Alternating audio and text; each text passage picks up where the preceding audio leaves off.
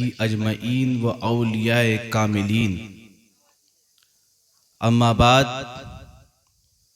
फ़अऊज़ु बिल्लाहि मिनश शैतानिर रजीम। बिस्मिल्लाहिर रहमानिर रहीम।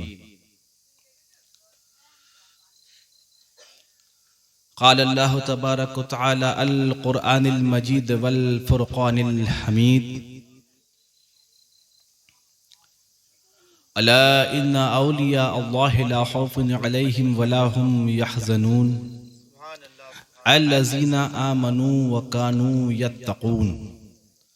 सदक़ल्लाहुल अलीयुल अज़ीम व सदक़ रसूलुहुन नबील अमीनिल गनीमिल करीमिर रऊफ़िर रहीम।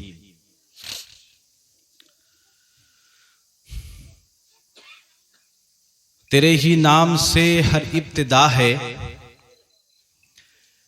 तेरे ही नाम से हर इब्तिदा है, और तेरे ही नाम तक हर इंतहा है।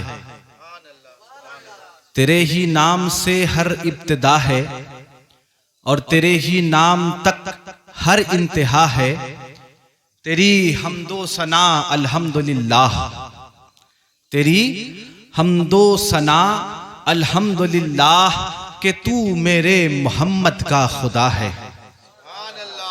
तेरी हम्दो सना अल्हम्दुलिल्लाह कि तू मेरे मोहम्मद का खुदा है। हाज़रीन मजलिस व हाज़रीन महफिल, स्टेज पर रौनक अफरोज उलमाए किराम, ब्रदर अजीज़म जनाब अनीसुर रहमान हबीबी साहब किबला, नायब सज्जादा आस्ताना आलिया रहमानिया, और सामने मौजूद मेरे मुअज़्ज़ज़ दोस्तों, भाइयों, और माइक के जरिया जहां तक मेरी आवाज पहुंच रही है, जो भाई, जो बहन, जो माएँ, जो फूफियाँ घर में बैठ के मुझे सुन रही हैं, आप तमाम हजरात की खिदमत अक़दस में अस्सलामु अलैकुम व रहमतुल्लाहि व बरकातहू।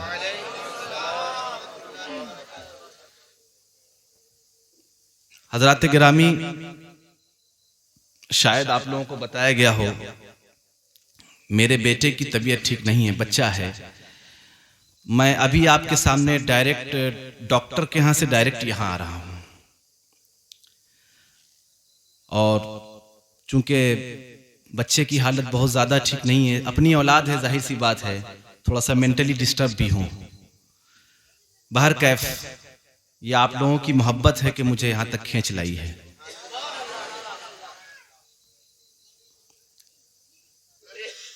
कुछ कहने से पहले दो तीन चीजें अर्ज कर देना चाहूंगा। पहली चीज ये कि मेरी बंगला अच्छी नहीं है। मैं उर्दू में बोलूंगा, अगर आप लोगों को समझ आए तो कोशिश करूंगा समझाने की। ये नहीं कहता कि समझा दूंगा, कोशिश करूंगा समझाने की कि चीजें समझ में आ जाएं। और दूसरी चीज ये कि जो लोग मुझे पहले से सुन चुके हैं वो जानते हैं मेरे बारे में कि मेरा वो अंदाज नहीं है कि चीख पुकार करके तकरीर की जाए। मतलब इतना चीखो, इतना पुकारो कि स्टेज का बांसी उखाड़ के घर लेके चले जाओ। मेरा वो अंदाज नहीं है। मेरा अंदाज समझाने का है कि आप समझ ले मेरी बात। मैं आपसे सुभान अल्लाह, माशा अल्लाह की दरखास्त एक मर्तबा भी नहीं करूंगा। मैं ये नहीं कहूंगा कि आप कहिए। मेरी बात अगर अच्छी लगे, आपका दिल कहे सुभान अल्लाह कहने का तो कहिए, वरना मत कहिएगा। चौथी बात ये कि मैंने कहा, पीर साहब ने कहा, आपने सुन लिया, इस कान से सुना, एक कान निकाल से फेंक दिया। ऐसा नहीं होना चाहिए। अगर मैं कुछ कह रहा हूं तो इसको आप सीख लें और आप खुद सीखें, इसके बाद अपने बच्चों को सिखाएं, आगे भी लोगों को सिखाएं। ये मेरे लिए ज्यादा इज्जत और फख्र की बात होगी कि आप मुझसे कुछ सीख करके जा रहे हैं और आगे किसी को सिखा रहे हैं। तो ज्यादा इधर उधर की बात ना करते हुए, क्योंकि वक्त बहुत हो चुका है और रात बहुत बूढ़ी हो चुकी है। रात बहुत बूढ़ी हो चुकी है, मटिया बुरुज के हिसाब से नहीं, यहाँ के हिसाब से कह रहा हूं कि रात बूढ़ी हो चुकी है। मटिया बुरुज में तो अभी शाम हो रही है ना। बहरहाल देखिए, महफिल का कायदा यह है कि पहले उसका जिक्र किया जाए जो दोनों जहान का खालिक व मालिक है, जो रब्बुल आलमीन है, और रब्बुल आलमीन के बाद फिर रहमतल लिल आलमीन का जिक्र किया जाए कि जिसके मुतालिक खुद मेरे रब ने कुरान पाक में इरशाद फरमाया कि वमा अरसलनाका इल्ला रहमतल लिल आलमीन। ए महबूब, हमने आपको तमाम जहानों के लिए रहमत बना करके भेजा है। अच्छा, गौर तलब बात यह है, गौर करने की बात समझ में आ रही मेरी? गौर करने की, फिक्र करने की बात यह है कि रब्ब ताला इरशाद फरमाता है, ए महबूब, हमने आपको तमाम जहानों के लिए रहमत बना करके भेजा। गोया के कोई कलमा गो, कलमा को समझते हैं, जिसने ला इलाहा इल्लल्लाह मुहम्मदुर रसूलुल्लाह पे ईमान रखा है, जो मुसलमान है, कोई कलमा गो अगर आपसे इक्तिसाब फैज करना चाहे, रहमत का तलबगार हो, तो बेशक उसे रहमत मिलेगी। लेकिन सिर्फ कलमा गो नहीं, बल्कि अगर वो मजहब इस्लाम से बाहर का आदमी है, किसी दूसरे मजहब का आदमी है, लेकिन आपकी तालीमात से अगर फैज हासिल करना चाहे तो उसे भी फैज मिलेगा, क्योंकि आपकी जात रहमतल लिल आलमीन की है ना। अच्छा, दूसरा सवाल जरा ठहर के सोचिए, हम तो एक दुनिया जानते हैं ना, दुनिया है जिसमें हम बस रहे हैं, ये एक ही दुनिया है जिसको साइंस अर्थ कहता है, EARTH इंग्लिश में, अर्थ। ठीक, लेकिन रब्बे ताला के इरशाद है, वमा अरसलनाका इल्ला रहमतल लिल, कहिए, आलमीन। तो एक आलम तो है नहीं। बंगला समझते हैं? एक बचन बहु बचन, स्कूल में पढ़ा होगा आप लोगों ने, एक बचन बहु बचन। एक चीज हो तो आलम, एक दुनिया हो तो आलम, एक से ज्यादा हो तो आलमीन। बाकी दुनिया कहां है?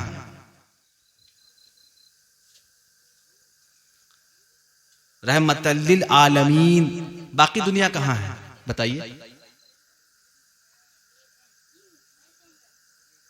है कुछ दुनिया ऐसी है जो हमें नजर नहीं आती, यहां कुछ दुनिया ऐसी है जो हमें नजर आएगी मरने के बाद। तो तमाम जहानों के लिए हमने रहमत बनाकर, इस जहान के लिए भी, उस जहान के लिए भी जहां तुम मरने के बाद भी जाने वाले हो, हर जहान के लिए, हर दौर के लिए, हर वक्त के लिए, हर लम्हे के लिए, हर एक सेकंड के लिए, ए महबूब, हमने आपको रहमत बना करके भेजा, एक एक सेकंड के लिए। बात समझ में आ रही? अब जिक्र रब्बुल आलमीन के बाद किसका जिक्र जरूरी? रहमतल लिल आलमीन, अहमद मुश्तबा मोहम्मद मुस्तफ़ा सल्लल्लाहु तआला अलैहि वसल्लम। ठीक, अब जिक्र मुस्तफ़ा करें और जिक्र मुर्तजा न करें, हमारे मुंह में हो ऐसी जुबान खुदा न करे। फिर उस हस्ती का जिक्र हो जो आकाए दो आलम सल्लल्लाहु तआला अलैहि वसल्लम के इरशाद गिरामी के मुताबिक बाबे मदीनतुल इल्म है,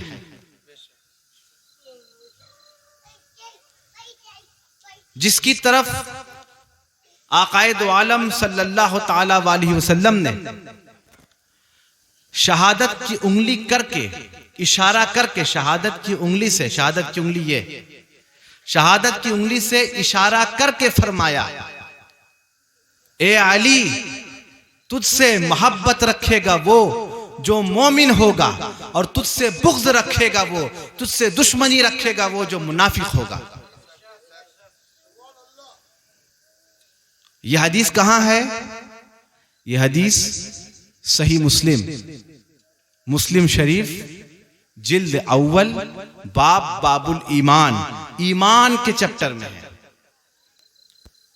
हदीस जब आप पढ़ेंगे तो हदीस में हर चीज का चैप्टर, जिसे आप बंगला में अध्याय कहते हैं, अध्याय अलग अलग है। नमाज का चैप्टर अलग है, ज़कात का चैप्टर अलग है, रोजे का चैप्टर अलग है, हज का चैप्टर अलग है। उलमाए किराम सामने बैठे हैं, अगर मैं गलत कह रहा हूं तो मुझे टोक दीजिएगा। सहाबाए किराम की फजीलत का चैप्टर अलग है, फजाइल अबू बकर का चैप्टर अलग है, फजाइल उमर का चैप्टर अलग है, फजाइल उस्मान का चैप्टर है, फजाइल अली का चैप्टर है, फजाइल हसन का चैप्टर है, फजाइल हुसैन का चैप्टर है। अध्याय सब अलग अलग है, लेकिन इमाम मुस्लिम इस हदीस को ईमान के बाब में लेकर के आए हैं। ये पॉइंट नोट रखिएगा। यह हदीस कहां है? ईमान के बाब में, कि एक मोमिन का ईमान ये होना चाहिए कि ये देखा जाएगा उसके दिल में अली के लिए कितनी मोहब्बत है। और उलमाए कराम कहते हैं कि हम अपने जमाने में जब वाज होता था, पुराने जमाने, वो तो माइक का जमाना नहीं था ना, जब वाज होता था, वाज की महफिल होती, बहुत लोग आकर के बैठ जाते थे, बहुत लोग आकर के बैठ जाते थे। हमें पहचानना पड़ता था कौन मुनाफिक है कौन मोमिन है, तो हम अली का जिक्र शुरू कर देते थे। जिसके चेहरे पे खुशी आ जाए तो हम ये समझते थे कि ये मोमिन है, जिसका चेहरा बिगड़ने लगे समझ जाते थे ये मुनाफिक है।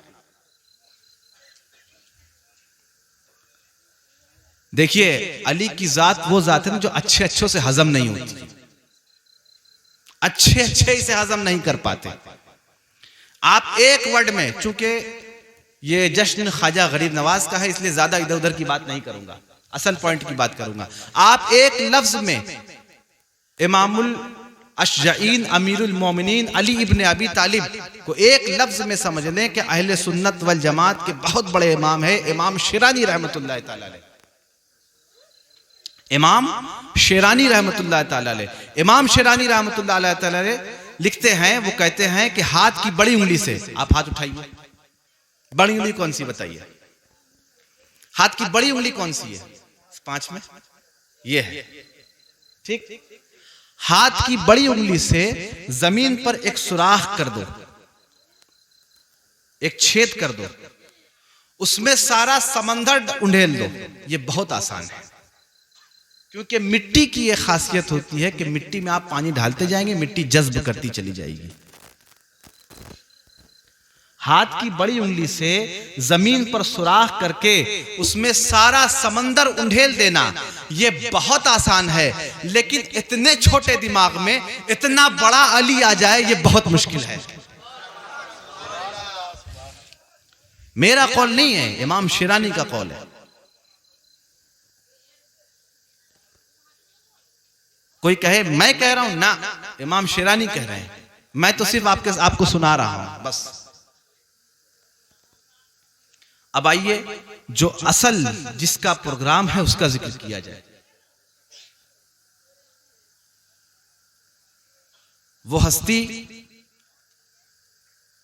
नायब रसूल है, मोइनुल हिंद, अताए रसूल, ख्वाजाए खाजगां, फख्रे हिंदोस्तां, फख्रे कौनो मकां, हजरत ख्वाजा मोइनुद्दीन हसन संजरी चिश्ती हुसैनी हसनी क़द्दसर्रहुल अज़ीज़। मैंने इतना बड़ा नाम लिया, मैंने आखिर में कहा हुसैनी हसनी, मैं हसनी हुसैनी भी तो कह सकता था। भाई बड़ा कौन है? इमाम हसन।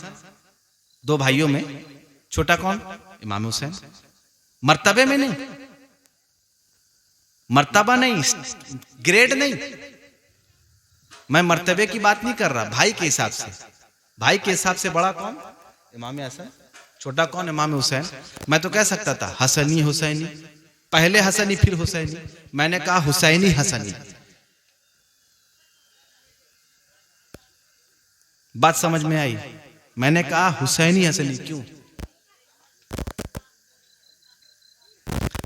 क्योंकि सरकार दो आलम का इरशाद गिरामी है कि हर शख्स की नस्ल बेटे से चलती है। दुनिया में हर शख्स की नस्ल किससे चलती है? बेटे से चलती है, सवाए मेरे, सिवाय मेरे। मेरी नस्ल मेरी बेटी से चलेगी। ठीक। अब चूंकि इरशाद ग्रामी बेटे का है, इसलिए मैंने हुसैनी हसनी कहा। ख्वाजा खाजगा हुजूर ख्वाजा गरीब नवाज क़द्दसरुल अज़ीज़, जिनके वालिद साहब का नाम, जिनके अब्बा हुजूर का नाम सैयद ग़ियासुद्दीन था, आप हुसैनी सादात हैं और वालिदा हसनी सादात हैं। तो बाप की तरफ से आप हुसैनी हैं, मां की तरफ से आप हसनी हैं। इसलिए मैंने कहा हुसैनी हसनी। अगर इसी स्टेज पर गौस पाक का जिक्र होता तो मैं कहता हसनी हुसैनी। चूंकि ख्वाजा गरीब नवाज बाप की तरफ से हुसैनी है, इसलिए मैंने पहले हुसैनी लफ्ज इस्तेमाल किया। देखिए, कोई ऑल फॉल बात इधर उधर की बात नहीं करूंगा, चिल्लाऊंगा भी नहीं, आपको समझाने की कोशिश कर रहा हूं बस।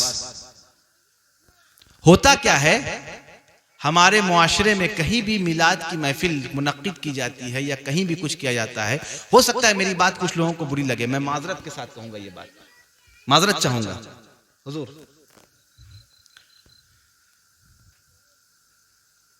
हमने अपने बुजुर्गान दीन को सिर्फ करामतों वाला पीर बना करके रख दिया है। क्या जिक्र होता है ख्वाजा गरीब नवाज का? इतना ही, अजमेर शरीफ में तशरीफ लाए, ऊंट बैठा रह गया, अना सागर लोटे में आ गया, उसके अलावा क्या? उसके अलावा क्या आप लोगों ने कुछ सुना है तो मुझे सुना दीजिए। मैं माइक आपके हवाले करता हूं, चलिए मैं सुनूंगा बैठ करके, आप सुनाइए। सवाए इसके कौन से जिक्र होता है ख्वाजा गरीब नवाज का?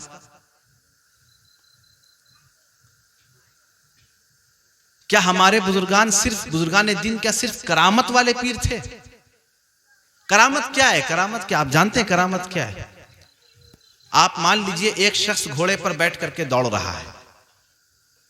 एक शख्स, कोई आदमी है जो घोड़े पर बैठ करके दौड़, मेरी बात समझ में आ रही? मैं उर्दू में बोल रहा हूं, पीछे वाले लोग को समझ में आ रही है? नहीं समझ में आएगी भाई बता दीजिएगा। एक आदमी है, एक शख्स है, घोड़े पर बैठ करके दौड़ रहा है। ठीक। घोड़ा जब दौड़ता है और रेत वाली जगह है, रेत, ऐसी पक्की सड़क नहीं है, रेत है, बालू है, घोड़े की टाप से, पैर की टाप से जो रेत उड़ रही है चारों तरफ, जो रेत उड़ रही है ना चारों तरफ, यह करामत है। जो शख्स घोड़े पे बैठा है वो कोई बुजुर्ग है। आप इसकी मिसाल ऐसे समझिए, मैं मिसाल दे रहा हूं। जो शख्स घोड़े पर बैठा है वो बुजुर्ग है। वो जो घोड़ा है वो सूफीज़म है, सूफीवाद है, वो राह तसव्वुफ है, और ये जो गर्द उड़ रही है ये करामतें हैं।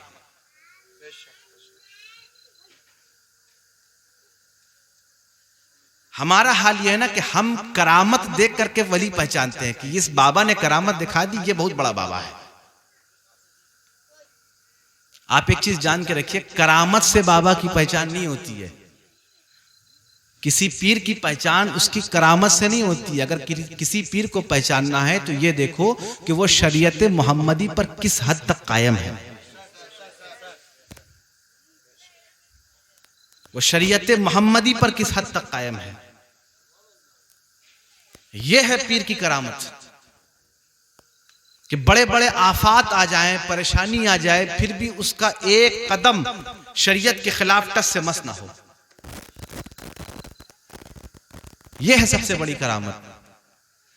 हमने क्या किया है, ख्वाजा गरीब नवाज का जिक्र करते हैं, बस लोटे में अना सागर ले आए, ऊंट बैठा रह गया, जयपाल जादूगर उड़ने लगा, आपने खड़ाऊ फेंकी, वो चपड़ तपड़ तपड़ तपड़ मारते हुए नीचे लेकर के चला आया। बस यही है, हो गया ख्वाजा गरीब नवाज का जिक्र। चलो बिरयानी खाओ, हाथ पोछो, निकल लो। माफ करें, मेरा अंदाज ऐसे ही है, मैं ऐसे ही बोलता हूं। ठीक। ख्वाजा गरीब नवाज ने हिंदुस्तान में आके क्या किया?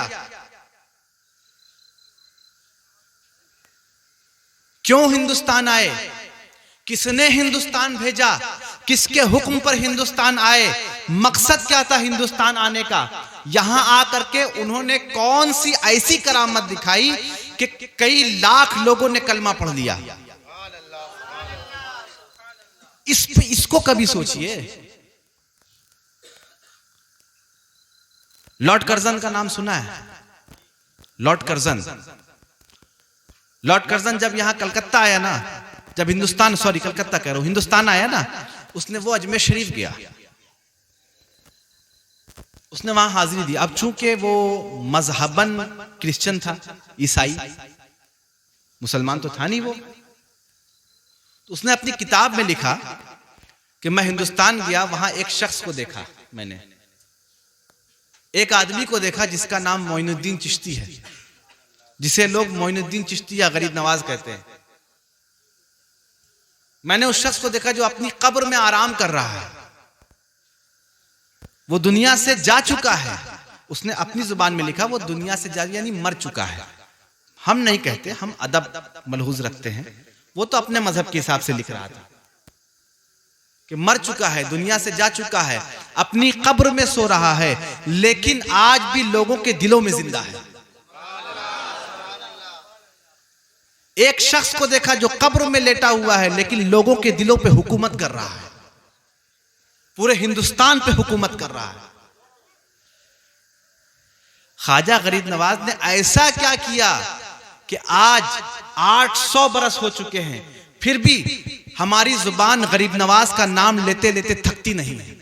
न थकी थी, न थकी है, और न कयामत तक थकेगी। वजह क्या है?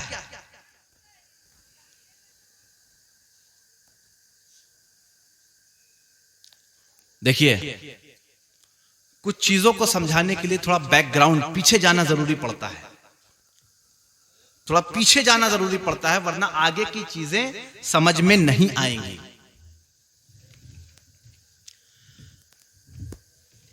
हुजूर ख्वाजा गरीब नवाज के वालिद गिरामी हजरत सैयद गियासुद्दीन अहमद हसनी, गियासुद्दीन अहमद हुसैनी रहमतुल्लाह ताला अलैह का विसाल उस वक्त हुआ जब ख्वाजा गरीब नवाज की उम्र बहुत कम थी। विसाल यानी इंतकाल उस वक्त हुआ जब ख्वाजा गरीब नवाज की उम्र, एज बंगला में जिसे आप बॉयस कहते हैं, बॉयस खूब कोम चिलो, यही कहते हैं ना, बॉयस खूब कोम चिलो। आपको आपके बाप के विरसे में, भाई बाप मर जाता है, बेटा को वसीयत विरसा मिलता है कि नहीं मिलता है, जमीन जायदाद, तो आपको आपके बाप के विरसे में फल का बाग मिला, फल का बाग, जिसपे आप फल की खेती करते थे। इस खेती को करते करते आपके दिल में ख्याल आया कि अब उस राह पे निकला जाए जो अल्लाह की राह है। आप शेख की तलाश में निकले। आपकी मुलाकात किससे हुई? ख्वाजा उस्मान हारूनी रहमतुल्लाह ताला अलैह। मैं बहुत शॉर्ट करके बोल रहा हूं इसलिए कि मेरा खुद जहन अभी, आप जानते हैं, मैंने कह दिया दूसरी तरफ लगा हुआ है और ज्यादा बोल भी नहीं पाऊंगा। इंशाअल्लाह जिंदगी रही तो फिर तफसील के साथ, डिटेल्स के साथ आपको कभी सुनाऊंगा। अब ख्वाजा उस्मान हारूनी ने आपकी तरबियत यूं की कि आपको अपने साथ मक्कतुल मुकर्रमा लेकर के गए। कहां? मक्का।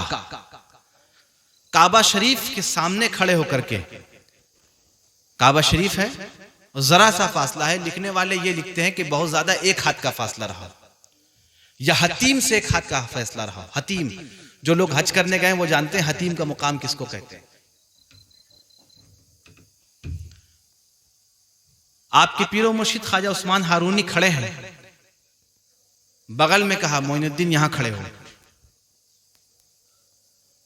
हाथ बुलंद किया ख्वाजा उस्मान हारूनी ने और अल्लाह से दुआ की ऐ अल्लाह, मैं तेरी बारगाह में अपने इस मुरीद को लेकर के आया हूं जिसका नाम मोइनुद्दीन है। मैं तेरी बारगाह में अपने इस मुरीद को लेकर के आया हूं जिसका नाम मोइनुद्दीन है। या अल्लाह, मैं तुझसे इल्तिजा करता हूं कि तू अपनी बारगाह में इसे कबूल कर।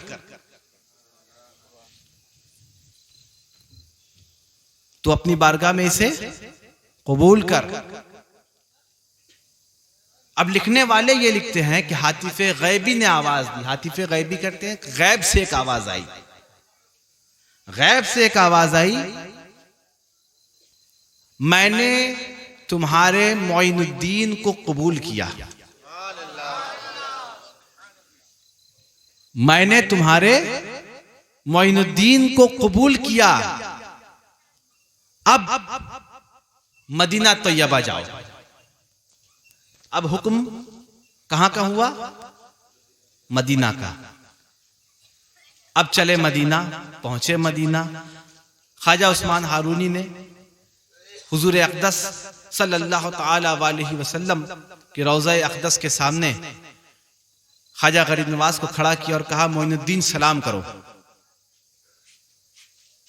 मोइनुद्दीन बावाज बुलंद, आवाज के साथ सलाम करो। ख्वाजा गरीब नवाज ने सलाम किया, अस्सलामु अलैका या रसूल अल्लाह।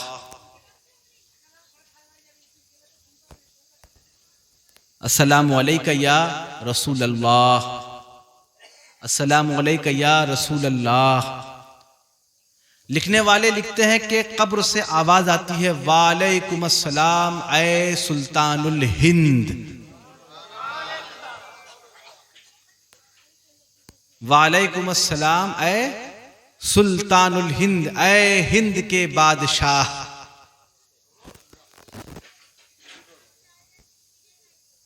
यही वजह है कि हम गरीब नवाज को अताए रसूल कहते हैं कि ये रसूलुल्लाह की अता है हमारे लिए, हम हिंदुस्तान वालों के लिए।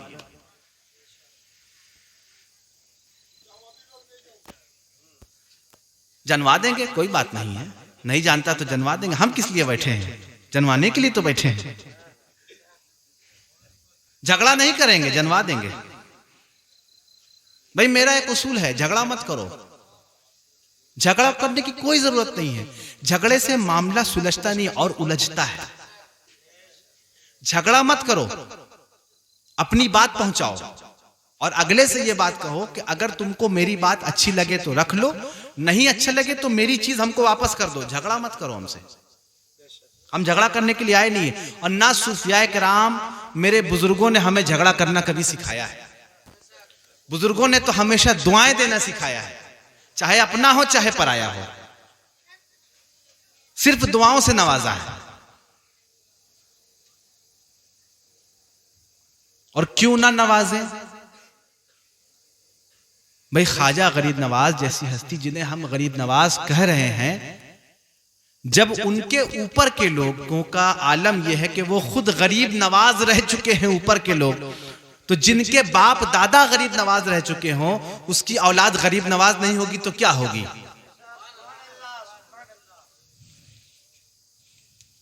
सुनाए कुछ इसके लिए? सुना दें, सुना दें कुछ। इमाम अली मुकाम इमाम हुसैन अलैहिस्सलाम, अब मैं अलैहिस्सलाम कह रहा हूं, किसी को एतराज नहीं होना चाहिए।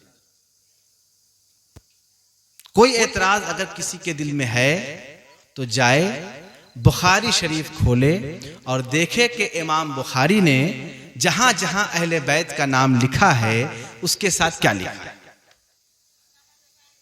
और नया नुस्खा भी खोले, पुराना नुस्खा भी खोले, पुराना एडिशन उसको भी खोले, जो सिर्फ अरबी एडिशन है, पुराना से पुराना मतन, वो भी खोल के देखे। हर जगह मैं गारंटी देता हूं अलैहिस्सलाम निकलेगा।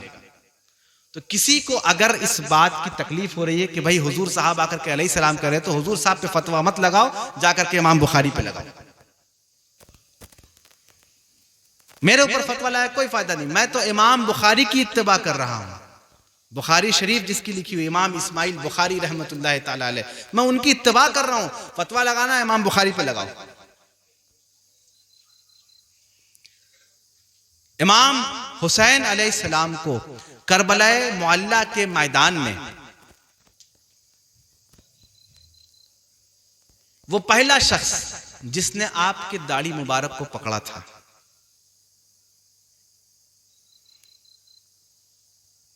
और फिर वो शख्स जिसने आपके गर्दन पर वार किया था, उसका नाम जानते हैं? कभी नाम पता करने की कोशिश की है कि वो था कौन? उसका नाम क्या था?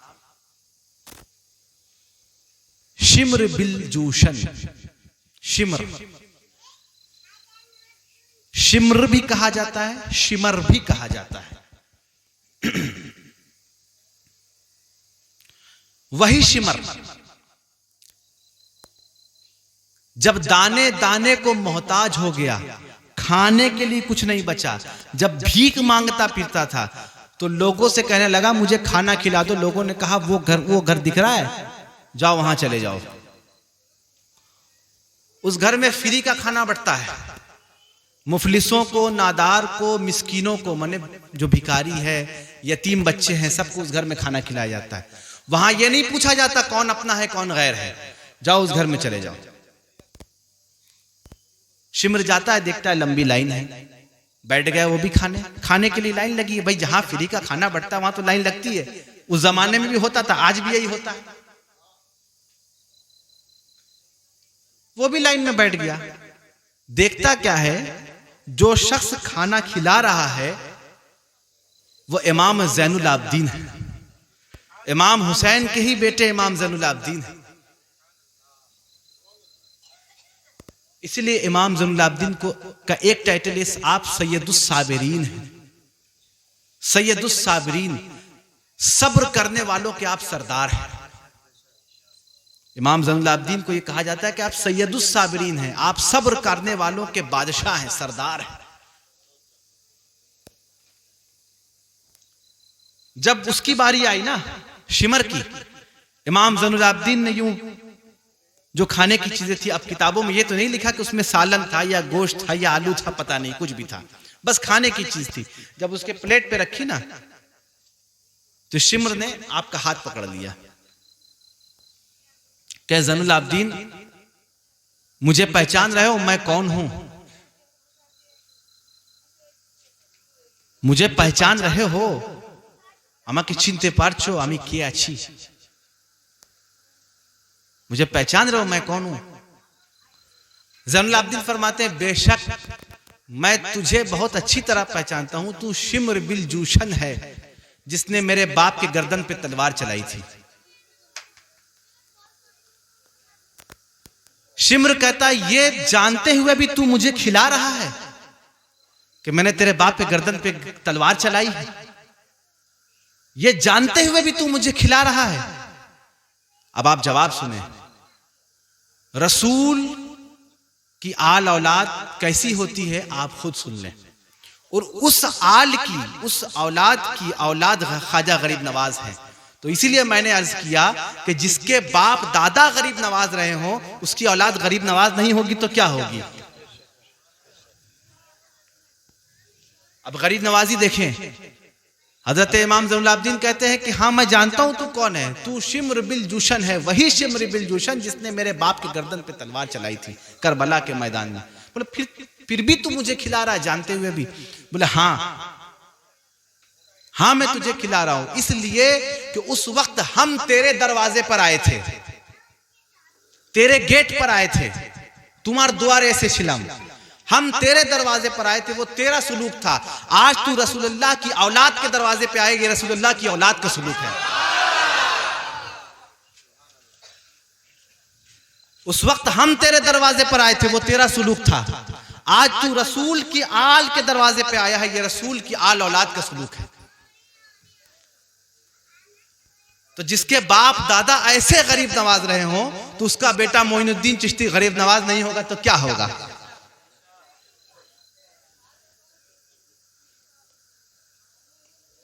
हजारों सल्तनत बदली, हजारों बादशाह आए, हजारों सल्तनत बदली, हजारों बादशाह आए, न बदली है न बदलेगी हुकूमत मेरे ख्वाजा की।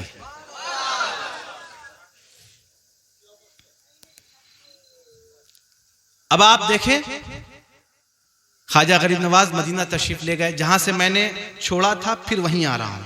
अपनी बात से हटूंगा नहीं, अपनी बात से हटूंगा नहीं। गाड़ी जिधर चल रही उधर ही चलेगी, रास्ता चेंज नहीं होगा।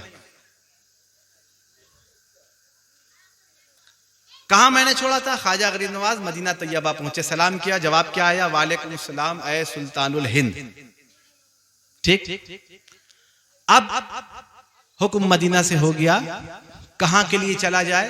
हिंद, हिंदुस्तान। इसका पुराना नाम हिंद, भारत, हिंदुस्तान, इंडिया, ये सारे बात के नाम। पुराना नाम हिंद। हिंद इसलिए कह रहा हूं क्योंकि अबू दाऊद शरीफ में हजरत इमाम अबू दाऊद रहमतुल्लाह ताला अलैह भी एक हदीस नकल करते हैं कि आकायद आलम सल्लल्लाहु ताला अलैहि वसल्लम ने इरशाद फरमाया है कि मुझे हिंद की जानिब से, यानी हिंदुस्तान की तरफ से, मुझे हिंद की जानिब से मोहब्बत की खुशबू आती है। तो ये लफ्ज हिंद जो है ये हदीसों में मौजूद है। पुराना नाम क्या है? हिंद। आज मालूम पड़ गया, आज मालूम पड़ गया, आपके नॉलेज में इजाफा हो गया, बढ़ोतरी हो गई। हिंद। अब पीर का हुक्म यह है कि जाते हुए बगदाद होकर के जाना। और किससे मुलाकात करके जाना? एक शख्स बगदाद में बैठा है जिसका नाम अब्दुल कादिर जिलानी है, अब उससे मुलाकात करके जाना। अब साहिबे बैजतुल असरार, किताब का नाम याद रखिएगा, किताब का नाम बहजतुल असरार, लिखने वाले इमाम अहले सुन्नत अल्लामा शतूफी अश-शाफ़ई रहमतुल्लाह ताला अलैह, अहले सुन्नत के बहुत बड़े इमाम हैं। इमाम अश-शतूफी अश-शाफ़ई, आप मसलकन शाफ़ई हैं, हम्बली नहीं थे, हनफी नहीं थे, मालिकी नहीं थे, शाफ़ई थे। इमाम शतूफी अश-शाफ़ई रहमतुल्लाह ताला अलैह अपनी किताब बहजतुल असरार में लिखते हैं कि हुजूर ख्वाजा गरीब नवाज ने बगदाद शरीफ में हुजूर गौसे पाक शेख अब्दुल कादिर जिलानी क़द्दस सिर्रुल अज़ीज़ की खानकाह में 57 दिन क़याम किया। कितना? 57 डेज, 57 दिन। याद रखिएगा कितना? 57 डेज। किसी किताब में दिन का जिक्र नहीं मिलता है, किसी भी किताब में यह जिक्र नहीं मिलता कि आप कितने दिन रहे। इतना ही मिलता है, कोई कहता है महीना भर रहे, कोई कहता है 3 महीना रहे, लेकिन एक पर्टिकुलर एक कोई दिन नहीं मिलता। लेकिन अल्लामा शतूफी अश-शाफ़ई ने दिन भी लिखा है कि 57 दिन आपने क़याम किया है। 57 डेज, 57 दिन के आखिरी मौके पर 57 दिन सिर्फ क़याम नहीं हो रहा है, ये जान ले आप, रहे सिर्फ रह गए मेहमान नवाजी नहीं। अगर गरीब नवाज हुजूर गौस पाक के दरबार में हाजिर हैं, वहां रह रहे हैं, तो वहां से फैज ले रहे हैं। फिर ख्वाजा गरीब नवाज को हुजूर गौस पाक फकीरी की तालीम देते हैं, तालीम और तरबियत फरमा रहे हैं हुजूर गौस पाक कि ये नहीं, ये ऐसे नहीं ऐसे करो, इस काम को ऐसे नहीं ऐसे करो, ये ऐसे नहीं ऐसे करो, ये सारी तरबियत हो रही है। देखिए, मां के पेट से बच्चा वली बन के पैदा जरूर होता है, लेकिन विलायत इतनी आसानी से नहीं मिलती। मां के पेट से वली पैदा हो गया, जिंदगी भर कुछ मत करो, पीर साहब बन के बैठे तो बहुत बड़े वली अल्लाह, ऐसे नहीं होता। मां के पेट से वली बन के बच्चा पैदा जरूर होता है, लेकिन उसे भी मेहनत करनी पड़ती है, बड़ी मेहनत, बड़ी मशक्कत करनी पड़ती है। गरीब नवाज ऐसी गरीब नवाज नहीं बन गए। ऐसा नहीं कि पीर के पास गए फौरन खिलाफत मिल गई, आओ पगड़ी बांध दिया, खिलाफत जाओ मुरीद करो ना, ऐसे नहीं। 20 साल तक, कितना? 20 साल, 20 बछर, 20 साल तक ख्वाजा गरीब नवाज अपने पीर ख्वाजा उस्मान हारूनी का जो बिस्तर था ना, जिस पे सोते थे, बिस्तर सिर्फ अपने सर पे लेके ढोते रहे हैं चारों तरफ, तब जाके गरीब नवाज बने हैं। तो पीर की खिदमत करोगे दिलो जान से, तब जाकर के गरीब नवाजी मिलती है, तब जाके गौसियत मिलती है। इतना आसान नहीं है, लड्डू पेड़ा नहीं है कि बट रहा है ले लो हो गया। अब 57 दिन कयाम, फिर बात वहीं से शुरू कर रहा हूं जहां से छोड़ा था मैंने। 57 दिन कयाम हो रहा है, कितना 57 डेज। आखिरी लम्हे में ख्वाजा गरीब नवाज हुजूर गौस पाक से फरमाते हैं, या शेख। अब देखें शेख कौन है, ख्वाजा गरीब नवाज का शेख कौन है, ख्वाजा उस्मान हारूनी। लेकिन ख्वाजा गरीब नवाज कह किसको रहे हैं, हुजूर गौस पाक को, या शेख, ऐ मेरे शेख, ऐ मेरे मालिक, मेरे पीर, या शेख मुझे इराक अता कर दे। मुल्क इराक, हिंदुस्तान मुल्क है, देश है, कंट्री। इराक भी मुल्क है, देश है, कंट्री। अब उसमें अलग अलग शहर है, बगदाद अलग शहर है, करबला अलग शहर है, नजफ अलग शहर है, सब अलग अलग शहर है। Like just like that India एक मुल्क है, कलकत्ता, दिल्ली, बंबई अलग अलग शहर है। हुजूर गरीब नवाज फरमाते हैं कि मुझे क्या अता कर दे, गौस पाक से इल्तिजा कर रहे हैं कि मुझे इराक अता कर दे, मुझे दे दे। हुजूर गौस पाक मुस्कुराने लगते हैं। आप सोचें, हुजूर गौस पाक सामने बैठ के मुस्कुरा रहे हैं, आपको कैसा लगेगा। आप चेहरे पर मुस्कुराहट है, मुस्कुरा के कहते हैं, बेटे मोइनुद्दीन, इराक तो मैंने शहाबुद्दीन सोहरवर्दी को दे दिया है। अब शहाबुद्दीन सोहरवर्दी कौन, सिलसिला सोहरवर्दिया के बानी व मालिक शेख शहाबुद्दीन उमर सोहरवर्दी रहमतुल्लाह ताला अलैह। बोले इराक तो मैंने शहाबुद्दीन सोहरवर्दी को दे दिया है, तुम ऐसा करो, तुम हिंद ले लो। क्या ले लो, हिंद ले लो, हिंदुस्तान ले लो। अब यहां पर ठहर जाएं, जरा सा सोचें बात को। पहले कहां गए, मक्का, हुक्म क्या हुआ, मदीना जाओ। क्यों हुक्म हुआ, क्योंकि आकाए दो आलम ने खुद फरमाया है कि मैं बांटने वाला हूं। कासिम, अपने लिए आपने लफ्ज कासिम इस्तेमाल किया हदीसों में, मैं बांटने वाला हूं। देने वाली जात उसकी है, देने वाली जात किसकी है, अल्लाह की है। मेरी जात बांटने वाली है, मैं बांटने वाला हूं। तो अल्लाह ने दिया, लेकिन लेने को कहां कहां, उसके पास जाओ जो बांट रहा है, मदीना में है। जब वहां लेने गए तो मिला क्या, हिंद, हिंद। और हमारे बुजुर्गान दीन वो बुजुर्गान दीन है, ऐसे वली ये कामिल हैं कि जो रसूल की बात के खिलाफ एक पैर यूं से यूं नहीं करते, एक कदम आगे नहीं बढ़ाते। रसूलुल्लाह ने क्या दिया, हिंद। मेरे गौस ने क्या दिया, हिंद। तो उस हिसाब से अगर मैं कह दूं कि ख्वाजा गरीब नवाज सिर्फ अताए रसूल ही नहीं बल्कि अताए गौस भी है। हमारे लिए ख्वाजा गरीब नवाज सिर्फ अताए रसूल नहीं, अताए गौस भी है, अताए गौस भी है। अल्हम्दुलिल्लाह। अब अता हो गया, हिंदुस्तान तशरीफ लाए। रावी लिखता है,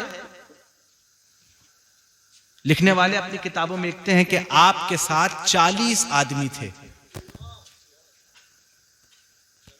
39, 39 लोग प्लस एक ख्वाजा गरीब नवाज, टोटल कितने, 40। ख्वाजा गरीब नवाज को छोड़ करके 39, आपको लेकर के 40। ठीक, आपके साथ कितने आदमी थे, 40। कहां आ रहे हैं, हिंदुस्तान, जो कि अभी इस्लाम का गढ़ नहीं बना है। देखिए, ख्वाजा गरीब नवाज से पहले भी बुजुर्गान दीन हिंदुस्तान में आ चुके हैं। ऐसा नहीं है कि ख्वाजा गरीब नवाज पहली मर्तबा है। कोई आपसे अगर ये कहे कि ख्वाजा गरीब नवाज इस्लाम लेकर के आए, तो ये बात बिल्कुल गलत है। इस्लाम ख्वाजा गरीब नवाज नहीं लेकर के आए। इस्लाम हिंदुस्तान में सहाबाए किराम के जमाने में ही आ चुका था। ये बात आप जान लेते हैं। और जिस इलाके में सबसे पहले आया है वो केरला का इलाका है, ये भी आप जान लें। क्यों केरला के इलाके में आया, ये भी सोचना जरूरी है। केरला का इलाका वो इलाका है, अभी भी आप जाएंगे तो जिसके बाद समंदर है, ठीक, समंदर है और फिर उधर और कुछ नहीं है, पानी है। इस तरफ केरला है, हिंदुस्तान है। पानी के उस तरफ चले जाएं तो अरब की जो हुदूद है वो शुरू हो जाती है। तो अरब से नजदीक क्या पड़ा था, केरला। इसलिए कहां आए सहाबाए किराम सबसे पहले, केरला। अब बात समझ में आई? कलकत्ता क्यों नहीं आए, बंबई क्यों नहीं आए, केरला ही क्यों आए? क्योंकि वो नजदीक पड़ा था, वो पुराना रास्ता था हिंदुस्तान में आने का। ये बात आपको दीनी किताबों में नहीं मिलेगी। दीन की किताब आप पढ़ते रह जाएंगे, रटते रह जाएंगे, फिर भी नहीं मिलेगी। जब तक आप तारीखी किताबें, हिस्टोरिकल, इतिहास की किताबें नहीं पढ़ेंगे, आपको कुछ नहीं समझ में आएगा। इन सब चीजों को जानने के लिए आपको इतिहास की किताबें उठानी पड़ेगी। थोड़ा सा पानी।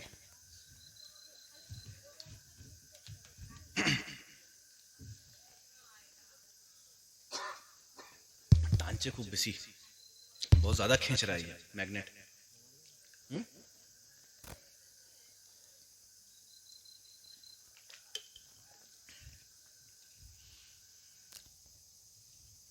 ठीक, किस जमाने में आए, सहाबाए किराम। ख्वाजा गरीब नवाज किस जमाने से पहले ही इस्लाम आ चुका था और बुजुर्गान दीन भी आ चुके थे। इसलिए कि ख्वाजा गरीब नवाज जब 39 लोगों के साथ कमोबेश हिंदुस्तान तशरीफ लाए, तो आपने जिस इलाके में पहला कदम रखा है वो है सिंध का इलाका। सिंध आज के जमाने में सिंध पाकिस्तान में है, यहां नहीं है, हिंदुस्तान में नहीं है। वो इलाका पाकिस्तान में चला गया, सिंध। और सिंध के बाद आपने जिस इलाके में सबसे पहले कदम रखा वो है लाहौर। लाहौर भी पाकिस्तान में। वहां आपने कयाम किया कहां, एक बहुत ही बड़े बुजुर्ग हैं, शायद आप लोगों ने नाम सुना हो, हुजूर दाता गंज बख्श लाहौरी रहमतुल्लाह ताला अलैह। आपका असल नाम सैयद उस्मान अली हुजवेरी रहमतुल्लाह ताला अलैह। ये उस जमाने की बात है जब हुजूर दाता गंज बख्श लाहौरी भी इस दुनिया से रुखसत हो चुके हैं। यहां आए हैं, अपना दीन, अपना मसलक, अपना जो मशरब था वो आपने फैलाया और उसके बाद आप इस दुनिया से रुखसत हो चुके हैं। आपका मजार बन चुका है। ख्वाजा गरीब नवाज तब तशरीफ ला रहे हैं। ठीक, कहने का मतलब यह है कि बुजुर्गान दीन बहुत आए, लेकिन जो जो बुजुर्ग आए वो सब अपने अपने इलाके तक महदूद रहे। अपने अपने इलाके तक। ये बात समझ, महदूद का लफ्ज समझते हैं, महदूद उर्दू लफ्ज है थोड़ा सा। अपने अपने एरिया तक कायम रहे, उसी एरिया में रहे, चीजों को फैला नहीं सके, चीजों का एक्सपेंशन नहीं हुआ, फैला नहीं सके। लेकिन ख्वाजा गरीब नवाज वो वाहिद तन्हा हस्ती हैं जो हिंदुस्तान आए और आपने इस्लाम को यहां फैलाया है। फैलाने में आप टोटली कामयाब हुए। क्यों? इस कामयाबी की भी सबसे बड़ी वजह यह थी कि बुजुर्गों में से जो पहले आ चुके थे, उन बुजुर्गों में से किसी भी बुजुर्ग को हिंद की सुल्तानी नहीं मिली थी। हिंद की सुल्तानी जिसके हिस्से में आई वो ख्वाजा गरीब नवाज थे, जिसने इस्लाम को यहां आकर के फैलाया है। अब आप ये जाने कि ख्वाजा गरीब नवाज ने इस्लाम की बुनियाद तो यहां रख दी। इससे पहले इस्लाम आया था, लेकिन कहां था? केरला के साइड, सिंध के साइड, लाहौर के साइड। अभी दिल्ली अजमेर में नहीं आया था, सब बाकी था अभी। और दिल्ली अजमेर वो इलाका है जो आज भी हिंदुस्तान का सेंट्रल पोजीशन है, सेंट्रल बीच का इलाका, राजधानी है, सेंटर में है। अभी भी आप नक्शे में देखेंगे दिल्ली सेंटर में है। तो जब काम सेंटर में बैठ करके हो तो फिर चारों तरफ होता है, ठीक है ना। तो ख्वाजा गरीब नवाज ने क्या चुना सेंटर, पहले दिल्ली। अच्छा ये भी जान रखें कि ख्वाजा गरीब नवाज का कदम पहले दिल्ली में पड़ा है, बाद में आप अजमेर में गए हैं। अजमेर होते हुए दिल्ली नहीं आए हैं, दिल्ली होते हुए अजमेर गए। आपने जो फाइनल डेस्टिनेशन अपना चुना, आखिरी जगह जहां जाके अब रुकना है, जहां से अपना दीन फैलाना है, वो जगह कौन सी है, अब अजमेर है।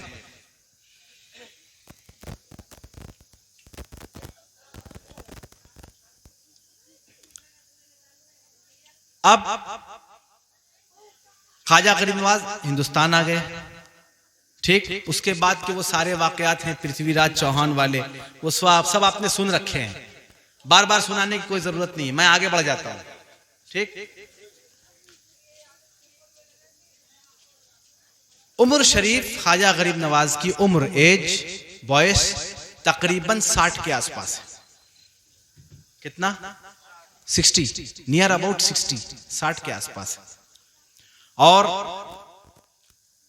अभी तक आपने निकाह नहीं किया है। क्यों? क्योंकि ख्याल जहन में यह रहता था कि अगर मैं निकाह कर लूं, मैं शादी कर लूं, तो बीवी आ जाएगी, फिर बीवी बच्चे इन सब में उलझ करके रह जाऊंगा, फिर जो ये अल्लाह वाली राह है फिर इसमें रुकावट पैदा होने लगेगी, फिर इबादतें और नवाफिल में रुकावट पैदा होगी, वो काम फिर सही से नहीं हो पाएगा। आप सोते हैं, ख्वाब में आकाए दो आलम तशरीफ लाते हैं, आकाए दो आलम हुजूर अक़दस सल्लल्लाहु तआला अलैहि वसल्लम तशरीफ लाते हैं। सरकार मदीना आकर के फरमाते हैं कि मोइनुद्दीन, मेरे बेटे मोइनुद्दीन, मेरी सारी सुन्नत अदा कर रहे हो, एक सुन्नत क्यों बाकी रखी है? मेरी सारी सुन्नत तो कर रहे हो, एक सुन्नत क्यों बाकी रखी है? एक, निकाह करो। तो गोया के ख्वाजा गरीब नवाज ने तकरीबन कमोबेश, एक्यूरेट तो कहीं भी नहीं लिखा है, कमोबेश 60 या 59, 59 या 60 बरस की एज में, उम्र में 60 बच्चों बॉयस से, बांग्ला में बोल रहा हूं ताकि आप लोग समझ जाएं। 60 साल की उम्र में आपने पहला निकाह फरमाया है, और आपकी पहली बीवी, पहली अहलिया का नाम बीबी अजमतुल्लाह है। बीबी अजमतुल्लाह। उनसे आपके कितने बेटे हुए? 3। बड़े बेटे ख्वाजा फखरुद्दीन अबुल खैर चिश्ती, जिनका मजार सरवार शरीफ में, आप लोग शायद गए हो सरवार शरीफ। ख्वाजा फखरुद्दीन अबुल खैर चिश्ती, ये बड़े। उसके बाद आपके मजले बेटे हुए, सेकंड सन, ख्वाजा हुसामुद्दीन चिश्ती, ठीक। लेकिन ख्वाजा हुसामुद्दीन चिश्ती का मजार आप खोज भी लेंगे तो भी आपको नहीं मिलेगा। इसकी वजह यह है कि ख्वाजा हुसामुद्दीन की कैफियत मजजूबी थी, फकीरी लिबास था, फकीरी मिजाज था, जंगल में निकल जाते थे। इसी तरह से एक दिन निकल गए, उसके बाद आज तक खूब मिले नहीं ख्वाजा हुसामुद्दीन चिश्ती। फिर आपके तीसरे बेटे हुए जिनका नाम ख्वाजा ज़ियाउद्दीन अबू सईद चिश्ती है। कितने बेटे हुए? 3। ख्वाजा फखरुद्दीन अबुल खैर चिश्ती, ख्वाजा हुसामुद्दीन चिश्ती, ख्वाजा ज़ियाउद्दीन अबू सईद चिश्ती। अब ज़ियाउद्दीन अबू सईद चिश्ती का मजार कहां है? आप अजमेर शरीफ जाइए, ख्वाजा गरीब नवाज के पैर की तरफ जब आप बाहर निकलते हैं, जो चौहान है ऊपर, 3-4 सीढ़ी ऊपर चढ़िए, वहां पे आपको छोटा सा कमरा मिलेगा, व्हाइट मार्बल का बना हुआ, व्हाइट गुंबद छोटा सा उसके ऊपर। वो जो छोटा सा कमरा और छोटा सा मजार है ना, वही ख्वाजा ज़ियाउद्दीन अबू सईद चिश्ती का मजार है। वहां लिखा हुआ है ऊपर में। कितनी बरस की उम्र में निकाह किया? बहुत शॉर्ट कर रहा हूं, ज्यादा बढ़ा नहीं रहा हूं, बहुत शॉर्ट कर रहा हूं। कितनी बरस की उम्र में निकाह किया? 60। पहली बीवी कौन? बीबी अजमतुल्लाह। कितने बच्चे हुए पहली बीवी से? 3। ठीक। उसके बाद आपने दूसरा निकाह किया। अब जो आपने दूसरा निकाह किया वो खानदानी तौर पर, वो जो औरत थी, जो लड़की थी, वो राजपूत थी।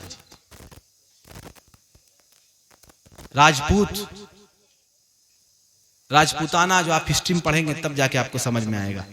राजपूत थी, उनको आपने मुसलमान किया, उनसे आपने निकाह किया और आपने उनका नाम बीबी अमानतुल्लाह रखा। क्या? बीबी, पहली बीवी का नाम बीबी अजमतुल्लाह, दूसरी का नाम बीबी अमानतुल्लाह। अच्छा, आज के जमाने में अगर आप खोजने जाएं तो बीबी अजमतुल्लाह, अमानतुल्लाह, करीमुल्लाह, उबैदुल्लाह, अब्दुल्लाह, ये सारे मर्द के नाम मिलेंगे, औरतों में नहीं मिलेंगे ऐसे नाम, है ना। लेकिन ख्वाजा गरीब नवाज की अहलिया का नाम बीबी अजमतुल्लाह, दूसरी बीवी का नाम बीबी अमानतुल्लाह। अब आपने जो दूसरा निकाह किया उनसे आपके एक बच्चे हुए, एक बेटी हुई, एक बेटी, जिनका नाम बीबी हाफिज जमाल, या लिखने वालों ने हाफिजा जमाल भी लिखा है, लेकिन ज्यादा सही हाफिज जमाल है। अब बीबी जो बेटी बीबी हाफिज जमाल ख्वाजा गरीब नवाज में, उनका मज़ार कहाँ है? ख्वाजा गरीब नवाज के मज़ार से बाहर निकलिए, पैर की तरफ, दाहिने की तरफ एक छोटा सा कमरा, उसमें जो मज़ार है वो आपकी साहबजादी, आपकी बेटी हजरत बीबी हाफिज जमाल रहमतुल्लाह ताला अलैहा है। तो टोटल ख्वाजा गरीब नवाज के कै बच्चे? 4। पहली बीवी से 3, तीनों लड़के, दूसरी बीवी से 1 लड़की। क्लियर? No doubt. ख्वाजा गरीब नवाज रहमतुल्लाह ताला अलैह कि जब दूसरे बेटे खो गए, जिनका नाम ख्वाजा हुसामुद्दीन था, तो आप बहुत गमगीन रहते थे। भाई, आपका भी कोई बेटा खो जाए तो आपको भी तकलीफ होगी ना। तो ख्वाजा गरीब नवाज बड़ी तकलीफ से रहते थे, बड़ा गमगीन, बहुत गम के साथ रहते थे। लेकिन जब बड़े बेटे की शादी किया, यानी ख्वाजा फखरुद्दीन की, और उनके वहां जब बेटा पैदा हुआ, तो ख्वाजा गरीब नवाज ने अपने पोते का नाम उसी खोए हुए बेटे के नाम पर ख्वाजा हुसामुद्दीन रखा। फिर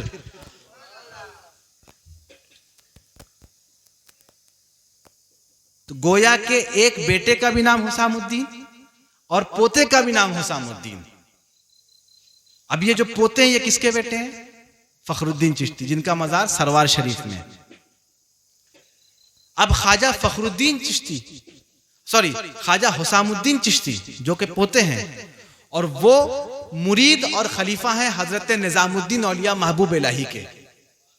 पोते ख्वाजा गरीब नवाज के हैं, लेकिन मुरीद और खलीफा हैं निजामुद्दीन औलिया महबूब इलाही के। अब ये कैसे हो गया? तो ख्वाजा हुसामुद्दीन चिश्ती रहमतुल्लाह ताला अलैह हजरत महबूब इलाही की बारगाह में हाजिर हुए और कहा, या महबूब इलाही, मुझे बैत कीजिए। हजरत महबूब इलाही कहने लगे, मैं तो खुद आपके दरवाजे का गुलाम हूं, मैं तो खुद आपके दरवाजे का गुलाम, मुझे जो कुछ मिला आपके घर से मिला है, आप मुझसे कह रहे हैं मुरीद कीजिए। लेकिन चूंकि जिद करने लगे तो जिद पर अड़ गए। ठीक है, आइए। बैत हुए, हजरत महबूब इलाही ने उसी वक्त फौरन खिलाफत से नवाजा, और आपकी कैफियत, आपके दिल का हाल यह था ख्वाजा हुसामुद्दीन का कि आपको लोग जिगर सोख्ता कहते थे। ये एक फारसी लफ्ज है, फारसी पर्शियन लफ्ज है, जिगर सोख्ता, यानी जले हुए कलेजे वाला। आप गोश्त को भूनिए, सीख कबाब कैसे भून जाता है, सीख कबाब की महक कैसे आती है, जली जली सी। जले हुआ कलेजा, जला हुआ दिल वाला, जिगर सोख्ता।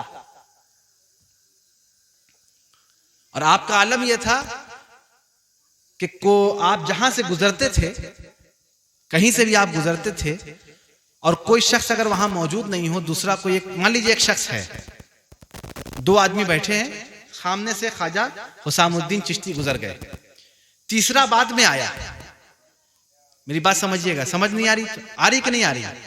दो लोग बैठे हैं, सामने से ख्वाजा हुसामुद्दीन चिश्ती गुजर गए, तीसरा आदमी बाद में आया, बाद में आकर के बाकी दोनों से पूछता है क्या हुजूर जिगर सोख्ता अभी यहां से गए हैं?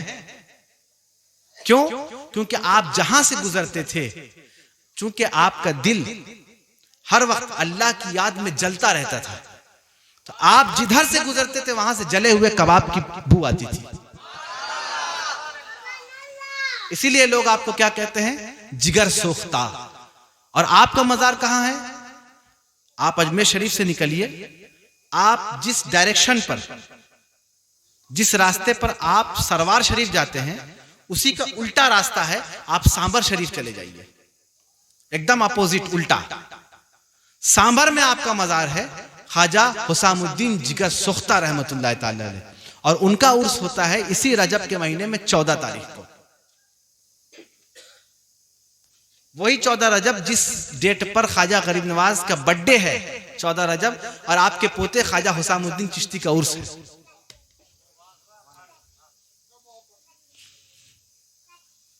अब आप सोचें, तो मैंने आपके सामने अर्ज किया ख्वाजा गरीब नवाज की एक छोटी सी जिंदगी कि कैसे आप यहां आए।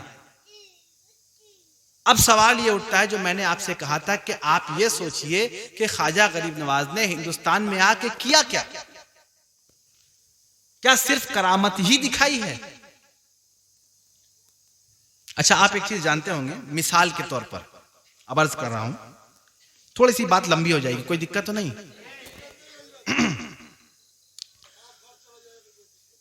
भाई मेरी तबीयत उस हालत में नहीं है कि मैं रात भर चला सकूं। बहरकैफ,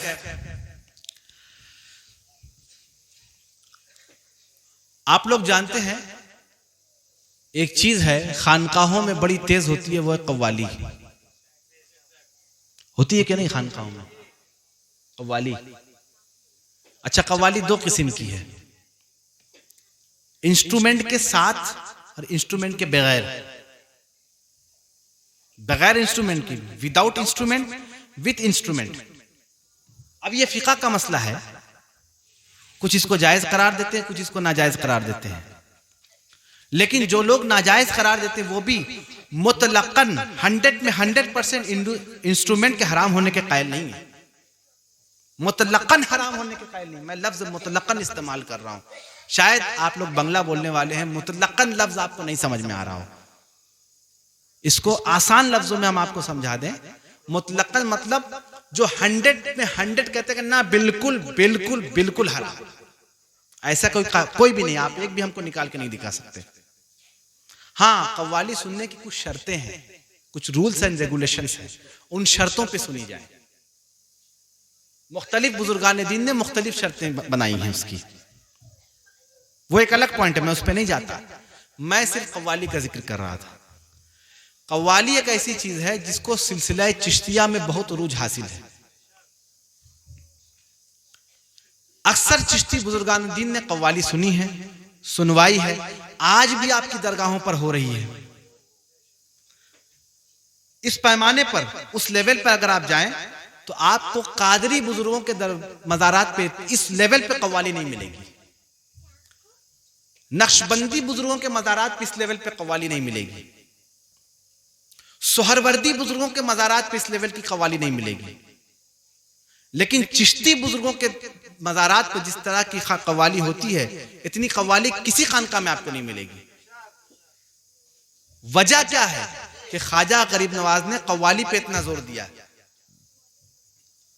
आप दीन की, फिका की, मसला मसाइल की सारी किताबें रट डालें, फिर भी आपको जवाब नहीं मिलेगा। मैं गारंटी दे रहा हूं, मैं यहां बैठ के आपको गारंटी दे रहा हूं, आपको जवाब नहीं मिलेगा। जवाब कहां मिलेगा? मैंने अभी पहले, थोड़ी देर पहले आपसे कहा कि आपको इतिहास पढ़ना होगा, वरना कुछ समझ में नहीं आएगा। आपको हिस्ट्री पढ़नी पड़ेगी, वरना कुछ भी समझ में नहीं आने वाला। आप सिलसिला कादरिया उठाएं, नक्शबंदिया उठाएं, सोहरवर्दिया देख लें, शाजलिया देख लें, मशीशिया देख लें। ये सारे सिलसिले हैं, आप लोगों ने शायद नाम भी ना सुना हो, इतने इतने सलासिल हैं। सारे सिलसिलों में जिक्र पर बहुत जोर है। और जिक्र किसका? सिर्फ इतनी सी बात, ला इलाहा इल्लल्लाह। अब ला पर जिक्र अलग है, इलाह पर जिक्र अलग है, इल्लल्लाह पर जिक्र अलग है, हु पर जिक्र अलग है, अल्लाहू पर जिक्र अलग है, जिक्र खफी है, जिक्र जली है। ये इस स्टेज की बात नहीं, ये सब राज की बातें हैं, ये हर किसी को नहीं सिखाई जाती है, लेकिन आपको सिर्फ समझाने के लिए बता रहा हूं। जिक्र बहुत तरह के हैं और अलग अलग हैं। खफी जली है, नासूती है, लाहूती है, दाहिने बाजू पर है, बाएं बाजू पर है, दाहिनी जांग पर है, बाईं जांग पर है। हर जिक्र अलग अलग है।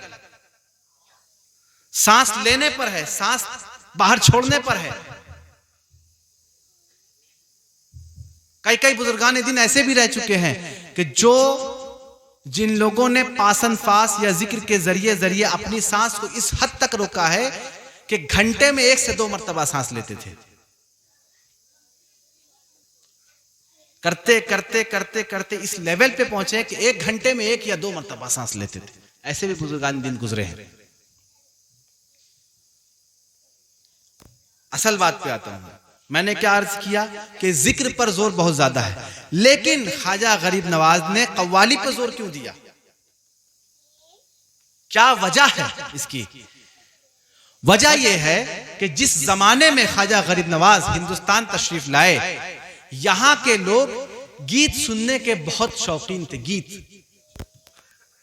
फोक म्यूजिक, जिसको इंग्लिश में फोक म्यूजिक कहते हैं।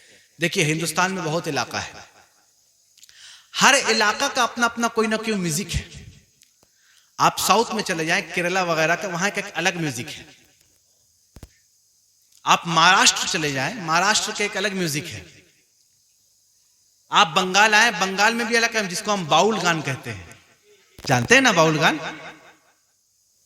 सुना भी होगा आपने, लालन फकीर वगैरह। मैं वो सब भी पढ़ के बैठा हूं, मैं लालन फकीर को भी पढ़ता हूं।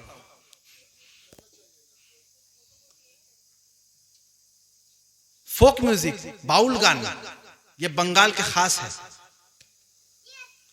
हर जगह का, हर तरफ का म्यूजिक अलग अलग है। राजस्थान का म्यूजिक अलग है,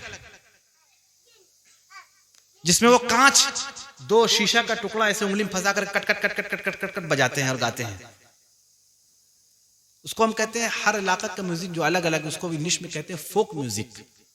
फोक, FOLK, folk, not folk. L जो है वो साकिन है। फोक, फोक म्यूजिक। ख्वाजा गरीब नवाज ने देखा कि यहाँ के लोग म्यूजिक के बहुत शौकीन हैं, बहुत शौक से सुनते हैं।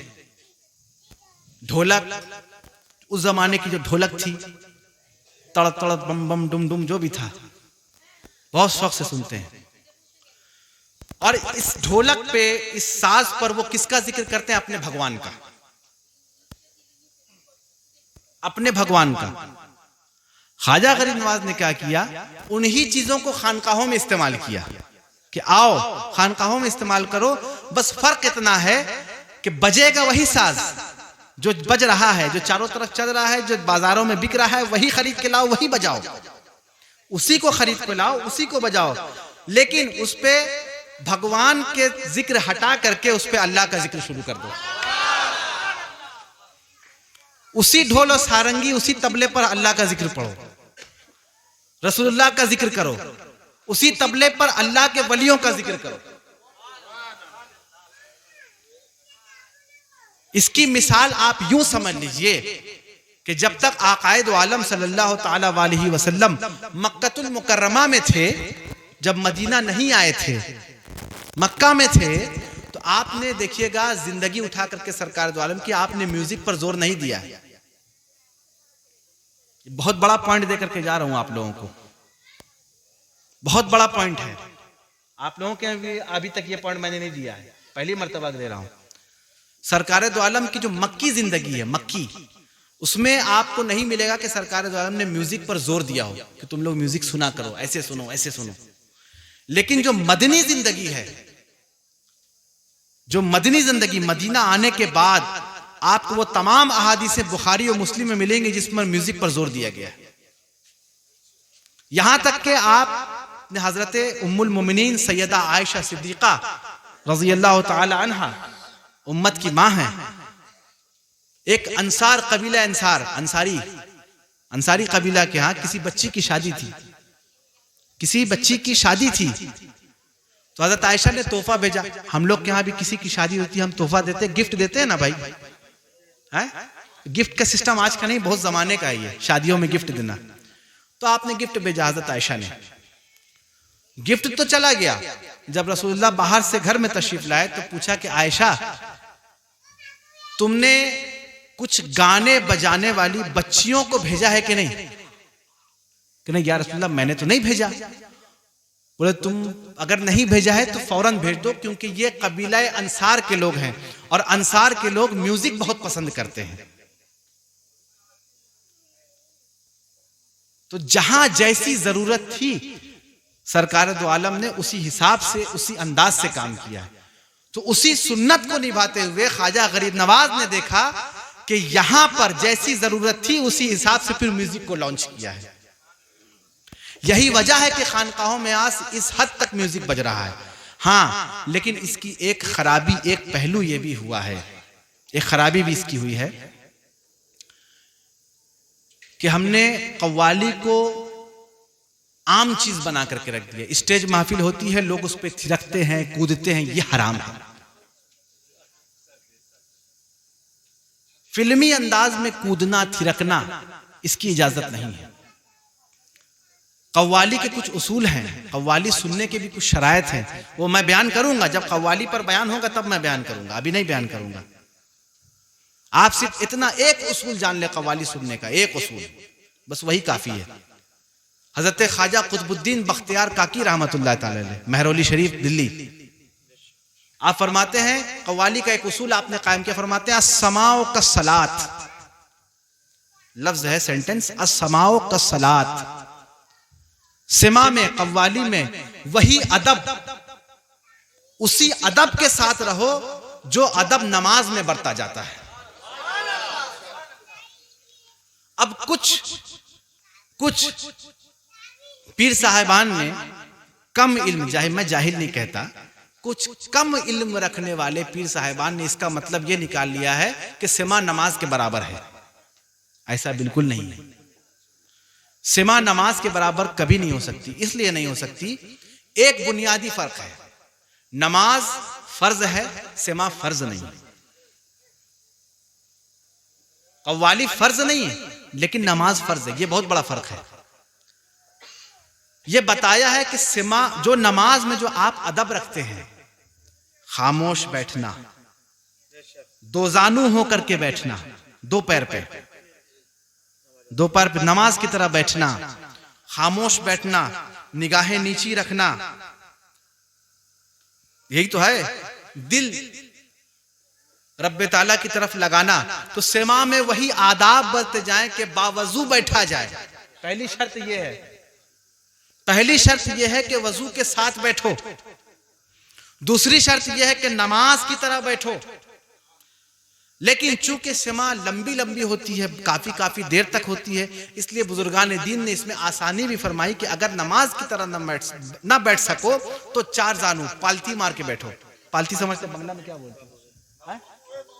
हाँ, बामू है वैसी, वो वैसे पालती मार के बैठो। ठीक, पहली शर्त क्या हो गई? बावजू बैठो। सेकंड शर्त क्या? नमाज की तरह या पालती बैठो। थर्ड शर्त, सिमा में औरतें ना हो। सिमा में औरतें ना हो। औरतों को भी इजाजत है, वो सिमा सुन सकती हैं, लेकिन पर्दे के पीछे से। औरतें सिमा सुन, ऐसा नहीं कि औरतों को महरूम रख दिया गया है। औरतों को भी इजाजत दी गई। भाई, औरतें क्यों महरूम रहेंगी? लेकिन पर्दे के पीछे से, डायरेक्ट महफिल में आकर के बैठने की इजाजत नहीं। तीसरी शर्त हो गई औरतें ना हो। चौथी शर्त, बंद जगह हो, एक ऐसी जगह हो कि जहां पर आपका दिल अल्लाह की तरफ ठीक से लग पाए। खुली जगह ना हो जहां होड़ हल्ला शोर मचा कुछ भी हो रहा है। ठीक। पांचवी शर्त, कव्वाल जो बैठा है, जो गा रहा है, जो गाने वाला कव्वाल है, उसकी आवाज मर्दाना हो। इतना छोटा बच्चा ना गाए जिसकी आवाज लड़की की तरह मालूम दे। इतना छोटा बच्चा ना गाए जिसकी आवाज लड़की की तरह मालूम दे, या कम से कम इतना बड़ा बच्चा गाए, कम से कम इतना बड़ा। अगर उसकी आवाज फिर भी चेंज नहीं हुई, मान लीजिए बहुत सारे बच्चे ऐसे हैं काफी उम्र हो जाती है, आवाज चेंज नहीं होती, लेकिन गाता बहुत अच्छा है, तो क्या करेंगे? हमेशा ये शर्त लगी रहेगी? नहीं, शर्त में आसानी भी है। क्या? अगर उसकी आवाज चेंज नहीं हो रही, लेकिन कम से कम इतना हो गया हो कि उसके मूंछ के बाल नजर आने लगे हों, उसमें मर्दाना सिफतें नजर आने लगी। ये है शर्तें। शर्तें बहुत हैं, मैं सब नहीं बस चंद बताया, बस खाली आप इन पर अमल कर लें, बाकी आप छोड़ दें, वो आपसे होंगी भी नहीं। ये है शर्तें सिमा सुनने की। वजह क्या थी? अब फिर वापस जा रहा हूं जहां से मैंने शुरू किया था। मैंने कहा ना, मैं अपनी बात से हटूंगा नहीं। गाड़ी का रुख, गाड़ी जिस रास्ते पे चल रही वही चलेगी। वजह क्या थी सिमा को राइज करने की? वजह यही थी कि जिस इंस्ट्रूमेंट पर, जिस आलात पर यहां के लोग बैठ करके अपने भगवान का जिक्र कर रहे थे, ख्वाजा गरीब नवाज ने उन्हीं इंस्ट्रूमेंट पर अल्लाह और रसूल का जिक्र करवाया। अच्छा, बहुत सारे इंस्ट्रूमेंट, बहुत सारे आलात ऐसे हैं जो ख्वाजा गरीब नवाज के जमाने में नहीं थे, बाद की इजाद है। ये भी आप सुन लीजिए, बाद की इजाद है। मिसाल के तौर पे एक मिसाल देता हूं, तबला। तबला तबला तबला देखा है ना? है? तबला किसका इजाद है? किसने बनाया है? मालूम है किसी को? ये ख्वाजा गरीब नवाज के जमाने में था ही नहीं। हर एक चीज का कोई इजाद करने वाला था, कोई बनाने वाला होता है। तबला किसने इजाद किया? नाम सुनना पसंद करेंगे? हजरत अमीर खुसरो रहमतुल्लाह ताला अलैह। किसने इजाद किया? हजरत अमीर खुसरो रहमतुल्लाह ताला अलैह। सितार, हजरत अमीर खुसरो रहमतुल्लाह ताला अलैह। सारंगी, हजरत अमीर खुसरो रहमतुल्लाह ताला अलैह। मैंने सिर्फ मिसाल दी। कुछ चीजें ऐसी हैं जो ख्वाजा गरीब नवाज के जमाने में नहीं थी, बाद में इजाद हुई। ठीक। और कुछ चीजें उस जमाने में थी जो कि अरब में भी थी, जैसे डफली, ये हुजूर के जमाने में भी था। बांसुरी, ये हुजूर के जमाने में थी। बांसुरी की तरह जितना बाजा है, आज वो बैंड वाला आएगा ना, बैंड पार्टी, तो आप देखेंगे मुख्तलिफ किस्म का वो लोग बाजा बजाते हैं। बांसुरी टाइप का जितना बाजा है वो भी उस जमाने में था। ठीक। ये ख्वाजा गरीब नवाज की जिंदगी का पहलू था जो मैंने आपके सामने रखा है। और चलाएंगे ना, बंद करेंगे?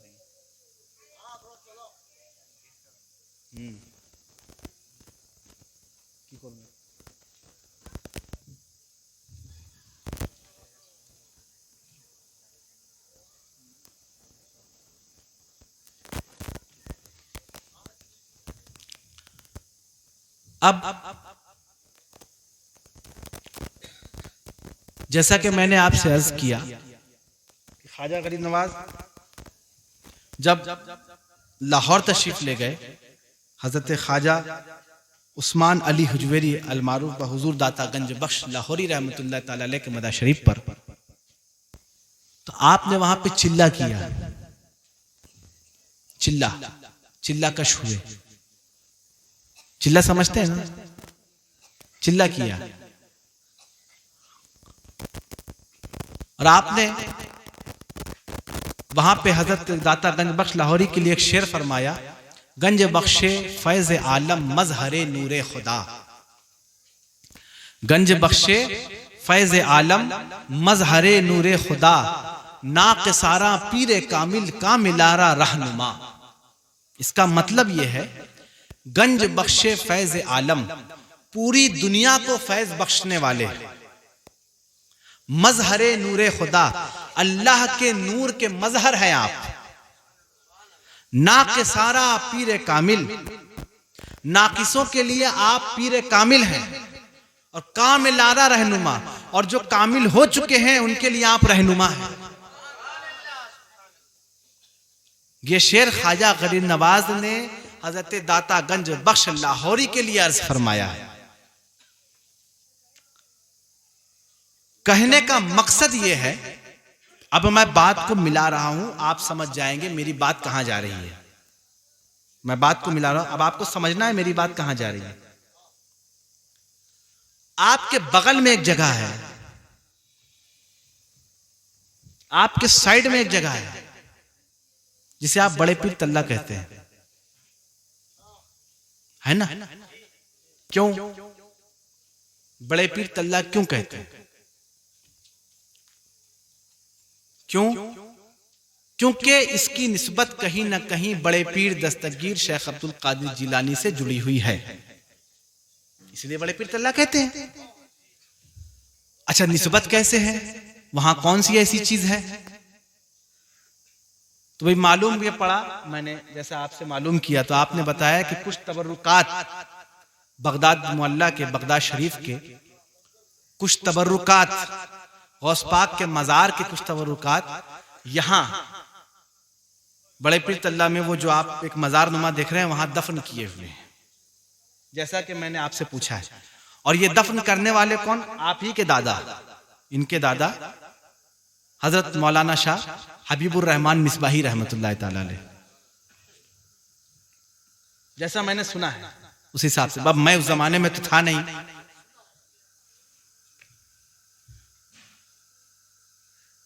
अब क्या है, चूंकि वहां पर कुछ तबर्रुकात दफन है जिसकी निस्बत हुजूर गौस पाक से है, बड़े पीर दस्तगीर से है, इसीलिए हम आज उस जगह को बड़े पीर तल्ला कहते हैं। तो ये जो है, इस तरह की चीजें आपको कई जगह मिलेंगी। आप अजमेर शरीफ में भी जाएंगे तो भी लोग आपसे कहेंगे ये गौस पाक का चिल्ला है। आप लोग गए होंगे शायद, इक्का दुक्का कोई लोग, गौस पाक का चिल्ला है, गौस पाक का चिल्ला है। देखिए, मैं आपको एक चीज अर्ज करता चलूं, चिल्ला, चिल्ला गाह या चिल्ला खाना वही है जहां जिस बुजुर्ग का नाम लिया जा रहा है कि फुला का है, तो वो फुला बुजुर्ग वहां आए हो। Point to be noted. चिल्ला खाना या चिल्ला गाह वही जगह कहलाएगी जहां वो बुजुर्ग तशरीफ लाए हों, वो बुजुर्ग आए हैं, वहां उन्होंने चिल्ला किया तो चिल्ला खाना या चिल्ला गाह है। अगर वो बुजुर्ग नहीं आए हैं और फिर भी हम उसे चिल्ला गाह या चिल्ला खाना कह रहे हैं, तो ये सरासर गलत है। वो चिल्ला खाना नहीं होगा, चिल्ला गाह नहीं होगा, वो नजर गाह होगी, जहां उस बुजुर्ग के लिए नजर दी जाती हो। वो नजर गाह हो सकती है, लेकिन चिल्ला खाना नहीं हो सकता। चिल्ला खाना या चिल्ला गाह वही होगा जहां बुजुर्ग तशरीफ लाए हों। गोया के हो सकता है जैसे लोग अजमेर जा रहे हैं तो देख देख के कुछ काम शुरू हो जाता है। कुछ लोग ऐसे हैं जो देख करके शुरू कर देते, खोजते नहीं कि इसकी असल कहां है, क्या है, नहीं है। अजमेर शरीफ जा रहे हैं, गौस पाक का चिल्ला, यहां भी कल को शुरू कर दें गौस पाक का चिल्ला, हो सकता है, नहीं होने वाली कोई बात नहीं है, हो सकता है। ये मैं नहीं कह रहा हूं कि होगा, मे भी हो सकता है, होते पारे, इसको भी बोल दे गौस पाक का चिल्ला। तो आप जहन में याद रखें इस चीज को कि ये गौस पाक की नजरगाह है, चिल्ला खाना नहीं। अच्छा, नजरगाह होती किसको है? जहां कुछ तबर्रुकात, जैसे मैंने अर्ज किया अभी, कुछ तबर्रुकात जहां दफन किए हुए हों या रखे हुए हों। आप अब चूंकि गौस पाक इतनी दूर पर हैं, जाहिरी हिसाब से, बातिनी हिसाब से नहीं। बातिनी हिसाब से तो बहुत करीब है। जाहिरी हिसाब से गौस पाक इतनी दूर पर हैं कि हर आदमी की बिसात पैसे के हिसाब से इतनी कंडीशन नहीं कि वो बगदाद पहुंच जाए। हर आदमी की तो पैसे की कंडीशन अच्छी नहीं है, बगदाद नहीं जा सकता, तो क्या करेगा। इसीलिए ये चीज हिंदुस्तान में जगह जगह आपको इस तरह की चीजें मिलती हैं कि जहां बगदाद से कुछ तबर्रुक ला करके यहां दफन किया गया हो, या ये भी देख किसी ने ला करके किसी को दिया, उसने दफन किया। जो ला रहा है वो नहीं दफन कर रहा है, ला करके किसी और ने दिया, किसी और के हाथ में, जिसको दिया उसने दफन किया। अब गालिबन जहां तक मुझे मालूम है आपके दादा कभी बगदाद नहीं गए, जाहिरी तौर पर नहीं गए। भाई बातिनी तौर पर बुजुर्गों की बात अलग है। बातिनी तौर पर बुजुर्ग कहां से कहां चले जाते हैं, जाहिरी तौर पर नहीं गए। तो गालिबन इसका मतलब यही नहीं किसी ने ला करके दिया होगा तबरुक, तो आपने यहाँ, तो आपके दादा ने बेहतर ये समझा कि इसको उसको इसको देने से अच्छा बदतमीजी बेहुरमती होगी, तो उससे अच्छा उसको एक जगह दफन कर दिया जाए, यहां उसका एक मकाम बना दिया जाए ताकि लोग यहां आए। ये चीज लोगों के पास नहीं जाए, ये तो बेअदबी है, नहीं समझे। गौस पाक का तबरुक लोगों के पास जाएगा, ये बेअदबी है ना। गौस पाक का तबरुक एक जगह रहेगा, लोग उसके पास आएंगे, ये अदब है, ये अदब है। तबरुक आपके दरवाजे पे जाएगा ना, तबरुक एक जगह रहेगा, आप उसके दरवाजे पर आएंगे, ये तरीका है। इसलिए नजरगाह कायम की जाती है कि हर आदमी की इतनी औकात पैसे के हिसाब से नहीं होती कि वह बगदाद मोहल्ला पहुंच जाए। तो भाई ठीक है, एक नजरगाह बना दिया, वहां कुछ तबरुकात रखे हैं, उन तबरुकात को देख करके तुम गौस पाक की याद दिल में लाओ। उन तबरुकात जहां पर रखे वहां पर जाकर के तुम नजर न्याज करो, उनको पेश करो। नजर न्याज का मतलब क्या है? एसाले सवाब। नजर न्याज ये है क्या? एसाले सवाब की एक शक्ल है, बस।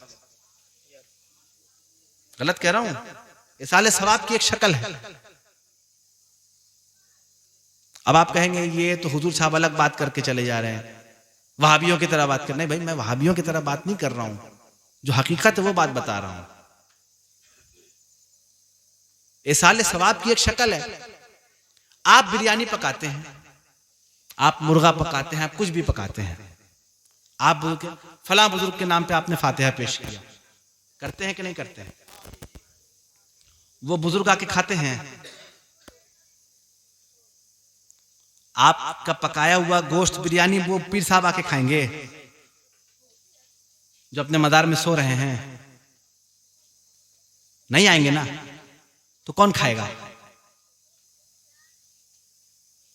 इसका मसला यह है फिक़ही एतबार से कि पका करके लोगों को खिलाया जाता है, मिस्कीनों को खिलाया जाता है, घर वालों को खिलाया जाता है, रिश्तेदारों को खिलाया जाता है, कि जितने लोगों का पेट भरेगा, जितने लोगों का पेट भरेगा, इसका सवाब उस बुजुर्ग की बारगाह में पहुंचेगा।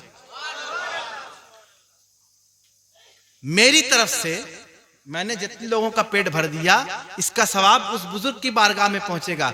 अब चूंकि ये एक बुजुर्ग का फातिहा है, बुजुर्ग की बारगाह में पेश किया जा रहा है, तो फिर ये सवाब बुजुर्ग की बारगाह में पहुंचेगा और वहां से फैज हमारे दिलों में पहुंचेगा। यह है तरीका, यह है तरीका। सवाब पहुंच गया बुजुर्ग को, फैज किसको पहुंचा? हमें। फैज हमें मिलेगा उस बुजुर्ग का, उस बुजुर्ग की बुजुर्गी का, गौस की गौसियत का, ख्वाजा की ख्वाजाइयत का फैज हमें मिलेगा। यह है नजरगाह का असर मसला। अब कोई उस पर फूल भी डाल देता है, कोई चादर भी डाल देता है ले जा करके। एक चीज आप जान ले कि किसी चीज को चादर से ढांपना, किसी भी चीज को XYZ कुछ भी हो, ABCD, चादर या कपड़े से, चादर क्या है? कपड़ा ही तो है ना। मुख्तलिफ किस्म का कपड़ा है, किसी पर फूल पत्ती बनी हुई है, किसी पर नहीं बनी है, प्लेन है, मुख्तलिफ किस्म का कपड़ा है। किसी भी चीज को चादर से ढांपना, ढांकना, बंद करना, छुपाना, शरीयत ने कहीं मना नहीं किया। अगर कहीं मना किया है कि किसी भी चीज को चादर से ढांपना मना है, तो लाओ मुझे दिखाओ जो तुम्हारा जूता मेरा सर।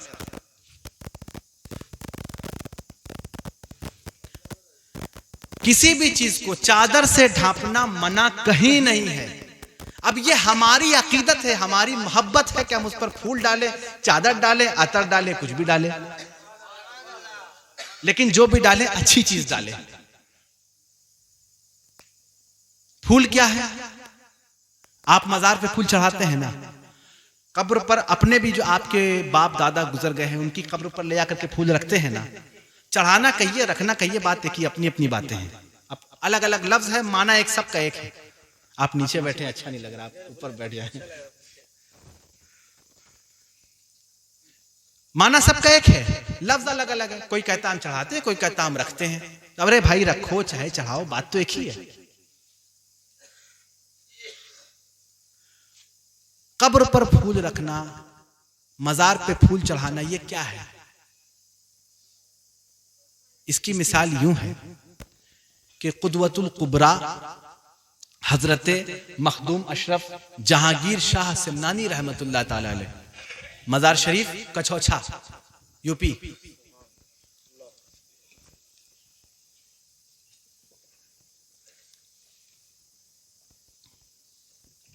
कछौछा यूपी मजार शरीफ। आप फरमाते हैं, और किताब का नाम है लताइफ अशरफी, जिसको लिखने वाले हजरत मखदूम अशरफ के ही मुरीद और खलीफा हजरत निजाम यमनी रहमतुल्लाह ताला अलैह। मैं जरा किताबी बातें कर रहा हूं, आप लोगों को अच्छी लग रही है? हवाई फायरिंग नहीं, दलील के साथ। हजरत निजाम यमनी रहमतुल्लाह अलैह फरमाते हैं कि मेरे शेख ने फरमाया, यानी मखदूम अशरफ जहांगीर शाह सिमनानी रहमतुल्लाह अलैह फरमाते हैं कि खुशबू, खुशबू, खुशबू समझते हैं ना, सुगंधो, खुशबू एक ऐसी चीज है जो रूह को खुश करती है, जिससे रूह खुश होती है, आत्मा रूह को फरहत बख्शती है। खुशबू एक ऐसी चीज है। तो अब खुशबू का जितना क्राइटेरिया है उसमें सबसे पहले इत्र आएगा, सबसे पहले इत्र आएगा, उसके बाद फूल भी आएगा, क्योंकि फूल में भी खुशबू होती है, होती है ना। ये रजनीगंधा है, इसमें खुशबू है ना। गुलाब है, उसमें अलग खुशबू है।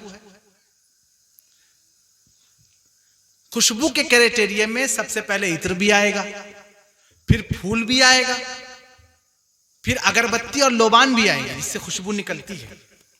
तो खुशबूदार चीज, जिसमें खुशबू हो, जिसमें सुगंध हो, खुशबूदार चीज कब्र पे चढ़ाना, कब्र पे रखना, ये रूह को खुश करने के लिए है, ये रूह को राजी करने के लिए है कि साहिब मजार हमसे राजी हो जाए। वरना हम तो इतने गुनाहगार हैं, शायद मेरी बख्शाइश भी हो कि नहीं मालूम नहीं। ये अल्लाह के वली हैं, ये एक बरगुज़ीदा बंदे हैं अल्लाह के, ये हमसे राजी हो जाएं। ये राजी हो जाएंगे तो फिर अल्लाह भी राजी हो जाएगा। और ये अगर नाराज होए तो मेरे दीन दुनिया दोनों गया। मैं यहां भी बेड़ा गरक, वहां भी नैया डूबी, बेड़ा गरक। अपने बाप की कब्र पे जाके फूल रखते, क्यों? अब्बा मुझसे राजी हो जाइए, अम्मा मुझसे राजी, दादा मुझसे राजी हो जाइए, आप क्या बेटा हूं मुझसे राजी, अपने बेटे से राजी हो जाइए, है ना। सेम क्राइटेरिया है बुजुर्ग के मजार का और अब्बा के मजार का। अब्बा के मजार पे भी इसीलिए रखते हैं कि अब्बा राजी हो जाए, और बुजुर्ग के मजार पे इसीलिए रखते हैं कि बुजुर्ग भी राजी हो जाए। अब्बा की भी नाराजगी औलाद के लिए खराबी पैदा करती है, और बुजुर्ग की भी नाराजगी किसी मुरीद के लिए खराबी पैदा करती है। तो गोया के मजार पे फूल रखना ये भी जायज। अब आप सवाल करेंगे तो फिर नजरगाह पे क्यों फूल रखते हैं? वहां किसको खुश करना है? तो वहां उसको खुश करना है जिसके तबरुकात अंदर रखे हुए हैं। अगर गौस पाक के मजार की ईंट अंदर रखी है, ईंट, ईंटा, ईंटा में तो कोई जान नहीं, ईंटा क्या कर लेगा? तो भाई हम ईंटा को खुश नहीं कर रहे हैं, ईंटा के जरिए हम किसी और को खुश कर रहे हैं। ईंटा वसीला है वहां तक पहुंचने का, उस ईंट के जरिए हम किसी और को खुश कर रहे हैं। अगर उस ईंटा पर, छोटी सी ईंट है ना, ईंट कितनी बड़ी होती है? इतनी बड़ी तो होती है। अगर छोटी सी ईंट पर भी हम ऐसे अतर पेश कर दे रहे, ये सोच करके कि ये मेरे नियत, देखिए मेन चीज नियत है। आपका दारोमदार, आपके अमाल का दारोमदार नियत पर होता है। अगर आपकी नियत यह है कि मैं ये इतर लेकर के जा रहा हूं, उस ईंट पर पेश करूंगा, जो ईंट गौस पाक के मजार की है और यहां आई है तबरुक के तौर पर, मैंने उस पे पेश कर दिया ताकि गौस पाक मुझसे राजी हो जाए। नियत ये होनी चाहिए। नियत अगर ये है कि मैं ईंटे को अतर पेश कर रहा हूं तो हो गया। नियत अगर ईंट को अतर पेश करने की तो हो गया।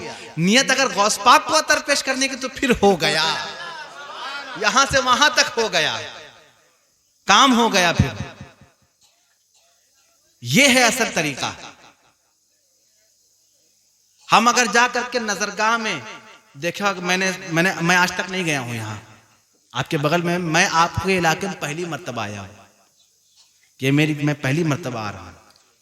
मैं आज तक बड़े पीर तल्ला नहीं गया हूं, लेकिन चूंकि मोबाइल का दौर है, मोबाइल में फोटोज वीडियोस में मैंने देखा है, मजार की शक्ल का बना हुआ है। जो लोग गए हैं, शायद आप लोग गए हैं, बता सकते हैं। एक कब्रनुमा बना हुआ है, चारों तरफ मार्बल की जाली है ना, तो वो कब्रनुमा बना हुआ है। जाहिर सी बात है उसके अंदर, जैसे मैंने अर्ज किया, मैंने जो सुना है कि उसके अंदर कुछ तबरुकात है। भाई ठीक है, उसको ऊपर से कुछ ऐसा बना दिया गया, उसको ढांक दिया गया, उस पर फूल चढ़ जा रहा है, उस पर इतर चढ़ जा रहा है। हरज क्या है इसमें? नाजायज तो कहीं से भी साबित नहीं है। बिला वजह झंझट करते हैं। जब नाजायज साबित नहीं तो झंझट क्यों करते हो? और अगर झंझट करते हो तो नाजायज साबित करो। क्योंकि फिका का मसला, एक उसूल जान लें, ये उसूल है। अब ये आलिम की बात है, आप में अगर पढ़ा लिखा आदमी है तो वो मेरी बात बहुत बखूबी समझेगा। ये फिका का मसला, ये उसूल है कि जब किसी बात पर दलील दी जाती है, कोई आदमी जब किसी चीज का दावा करता है कि मैं फलां चीज का दावा कर रहा हूं, तो मुझे अपने दावे को पहले साबित करना होगा। अगला जवाब देगा ऐसा नहीं, मैं जिस चीज का दावा कर रहा हूं मुझे अपने दावे को पहले साबित करना होगा। मैंने ये चीज, मान लीजिए मैंने फलां चीज पे चैलेंज किया, तो मुझे चैलेंज को पहले साबित करना होगा। तुम अगर नाजायज कहते हो तो पहले नाजायज साबित करो, फिर हम जायज साबित करेंगे। ये उसूल है। और होता क्या है, हम लोगों में जरा सा कम पढ़े लिखे लोग उसूल नहीं जानते, तो बिला वजह लड़ाई झगड़े पे, मैंने पहले, क्यों लड़ते हो यार, क्यों लड़ाई करते हो? मेरी बात अच्छी लगे ले लो, नहीं अच्छे लगे मत लड़ो, मुझे मेरी बात वापस कर दो। ये है दूसरी चीज। अच्छा, दूसरी चीज जिसको बोल करके अब मैं बात खत्म कर रहा हूं, क्योंकि मुझे फिर जाना भी है। दूसरी चीज ये है कि जैसे मैंने पहले आपको अर्ज कर दिया, अच्छी लगे तो ले लो, नहीं अच्छी लगे तो मुझे वापस कर दो। दूसरी चीज यह है, किसी का अकीदा कुछ भी है, अकीदे पर किसी का जोर नहीं होता। अकीदा पर, अकीदा ईमान, दिली मोहब्बत अगर कुछ है, अकीदा है, तो अकीदे पर दूसरे आदमी को दखल नहीं है। आपके दिल का अकीदा क्या है, इस पर दूसरे को कोई दखल नहीं है। दूसरा आपको इतना ही कह सकता है कि बस समझा सकता है, सिर्फ समझा सकता है। अगर उसको कोई बात गलत लगे तो, और अगर आपके पास जवाब है गलत को सही करने का, तो फिर आप उसको सही कर दीजिए। अकीदे पर जोर नहीं है। हम किसी को गला दबा करके नहीं कह सकते कि तुमको ये चीज करनी पड़ेगी, और हम किसी को गला दबा करके ये भी नहीं कह सकते तुमको ये चीज नहीं करनी है। अब इसमें से कुछ लोग ऐसे हैं, इसमें से कुछ लोग ऐसे हैं जो सब कुछ जानते हुए भी अनजान बने हैं। मिसाल के तौर पर मेरे हाथ में ये कौन सा फोन है? एप्पल है, आप देख रहे हैं, का है लोगो बना है, ठीक। एक बंदा सामने बैठा है, मैं मिसाल दे रहा हूं, एक बंदा सामने बैठा है, मैं उससे कहता हूं देखो ये एप्पल है, आईफोन है, उसको दिख रहा है, फिर भी वो मानने को तैयार ना, आपके हाथ में ओप्पो है, आपके हाथ में क्या है, ओप्पो है, वीवो है, कुछ भी है, एप्पल नहीं है। बोला कमबख्त मारे, तुम तो देख रहे हो एप्पल है, तुमको नजर आ रहा है। बोला हम नहीं मानेंगे, क्या कर लोगे, नहीं मानेंगे, क्या कर लोगे, हम नहीं मानेंगे, बस यही बात है। जब हम मानेंगे नहीं, अगला कुछ लोग हैं जो सब कुछ जानते हुए भी मानने को तैयार नहीं। अब ऐसे लोगों को तो हम गला दबा करके नहीं मनवा सकते भाई। तुमको अच्छा लगे मान लो, नहीं अच्छा लगे मत मानो। लेकिन मैंने कहा तुमको अच्छा लगे मान लो, नहीं अच्छा लगे मत मानो। लेकिन हम अगर कर रहे हैं तो मेरे अकीदे पर अगर उंगली उठाओगे तो फिर हम भी जुबान उठाएंगे और जुबान भी खोलेंगे और उंगली भी उठाना शुरू करेंगे। फिर हम जवाब भी देंगे, तुम्हारे निगलते भी नहीं बनेगा, उगलते भी नहीं बनेगा। बहरहाल बातें बहुत हैं, होती रहेंगी। फिर इंशाअल्लाह अगर जिंदगी रही, अल्लाह ने जिंदा रखा, तो फिर आपके सामने हाजिर हो जाऊंगा। आपसे सिर्फ आखिर में एक बात आप लोगों से पूछना चाहूंगा। मैंने इतनी बात आप लोगों को बताई, गरीब नवाज की जिंदगी के बारे में भी कुछ बताया, आप लोगों ने इससे कुछ नई चीज सुनने को मिली, कुछ सीखा आपने, न सब पुरानी थी, कुछ सीखा आपने, कुछ समझ में आया आपको? तो इंशाअल्लाह आप आगे जाकर के औरों को भी समझाएं, अपने तक चीज को महदूद बांध के ना रखें। ठीक, अल्लाह आपको और हमें हुजूर ख्वाजा गरीब नवाज रहमतुल्लाह ताला अलैह के नक्श कदम पे चलने की तौफीक अता फरमाए। वमा अलैना इल्लल बलागिल मुबीन। वस्सलामु अलैकुम व रहमतुल्लाहि व बरकातहू।